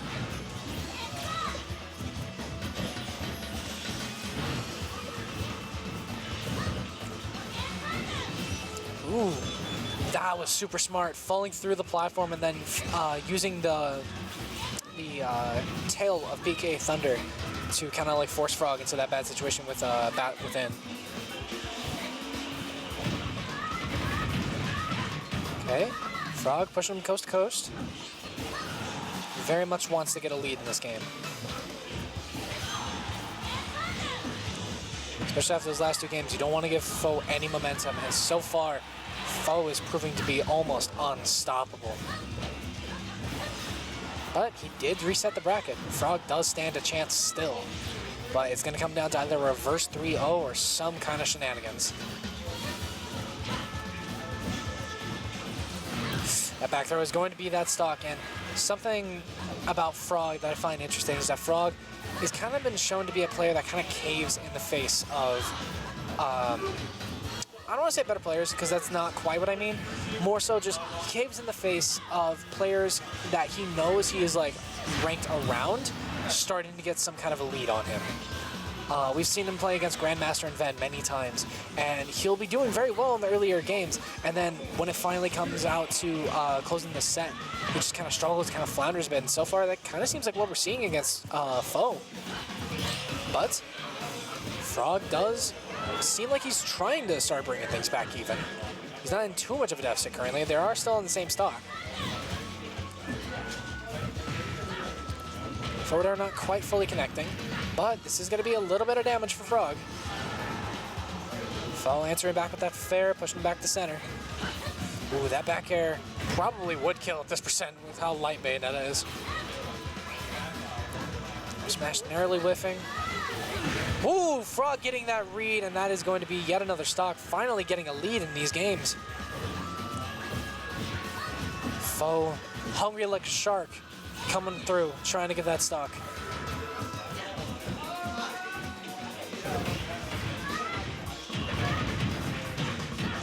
Frog going off a little bit of damage. He's got the rage, so he could end up getting some fairly low percent kills. But Yoshi's Story ate the PK Thunder, and that's going to be a game for Frog. I mean, there's no telling what that could mean. That could end up being the momentum shift that Frog needs to possibly get a foothold in this set.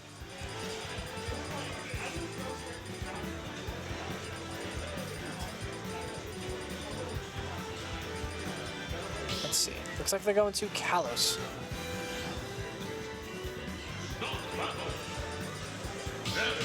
Steve again. I mean, you would think after that initial game that maybe he would stay off this character, but I don't know. Maybe he feels like he can get this. What's going on, Snoop?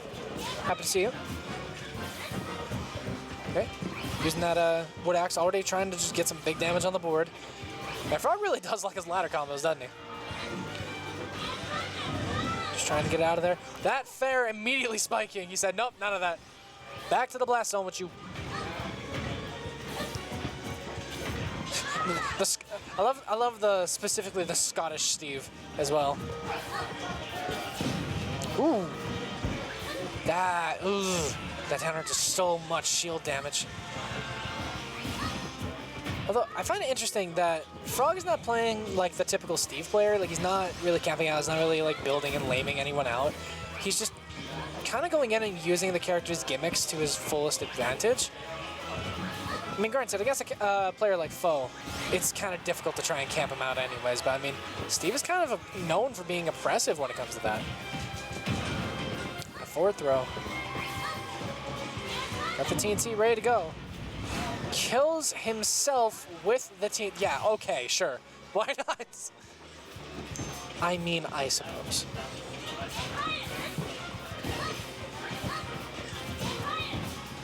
I mean, I feel like at this point, either Frog has...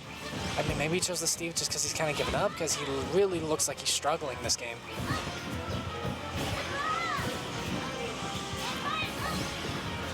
If I remember correctly, I believe every second jab or every second, like, swing of, like, the up tilt or whatever that Steve does in your shield, you are able to escape. Like, the first one into the second one is guaranteed, but after that, if you want to get out, you're able to get out. That back air is going to take a stock, but still, Frog kind of in an awkward position. And I will say, wait a minute. If he lands from super high up and plays the falling damage sound effect, that's awesome. You can tell how little experience I have with Steve in a game. I didn't know that was a thing. That's so funny. That dash attack killed Bayonetta a couple times before, but it was going to be not quite enough to kill the slightly heavier Steve. Okay, the up tilt, trying to read that air dodge. Is he going to get the no impact? No. All right. Does have the diamond on deck, though. If he can utilize this to his fullest advantage. Okay. He's got the diamond. Good stuff from Foe. Hanging about in the air because threatening Steve at that mid-range to where, like, you know, hanging around the air, but, like, he's not really going to easily be able to hit you with the minecart is super, super oppressive to his normal game plan, because it kind of eliminates his burst options. Okay, trade there, but at this point, any trade is going to be in foe's favor, purely for the sake of Frog is dead, and that is a 3-1. Never mind. Well then, that was an interesting set. I'm not sure why Frog was swapping over to those all those secondaries that set, but I mean, hey, props to Flo for winning. Props to Frog for, I mean, giving it a really solid shot. Yeah, so I believe we're going to be ending the stream here in just a few. Once again, this has been Blastzone, a very special Blastzone on a Friday. Next week, be sure to tune in on Tuesday for yet another Blastzone. This upcoming Sunday, please be sure to check out VE Productions on Twitch for the live stream of Game Nest. Smash it up. And yeah, I mean, I really can't think of anything else to say other than thank you all so much for watching. My name is Crimson, and it has been my pleasure to provide commentary for you. See you, and have a great night.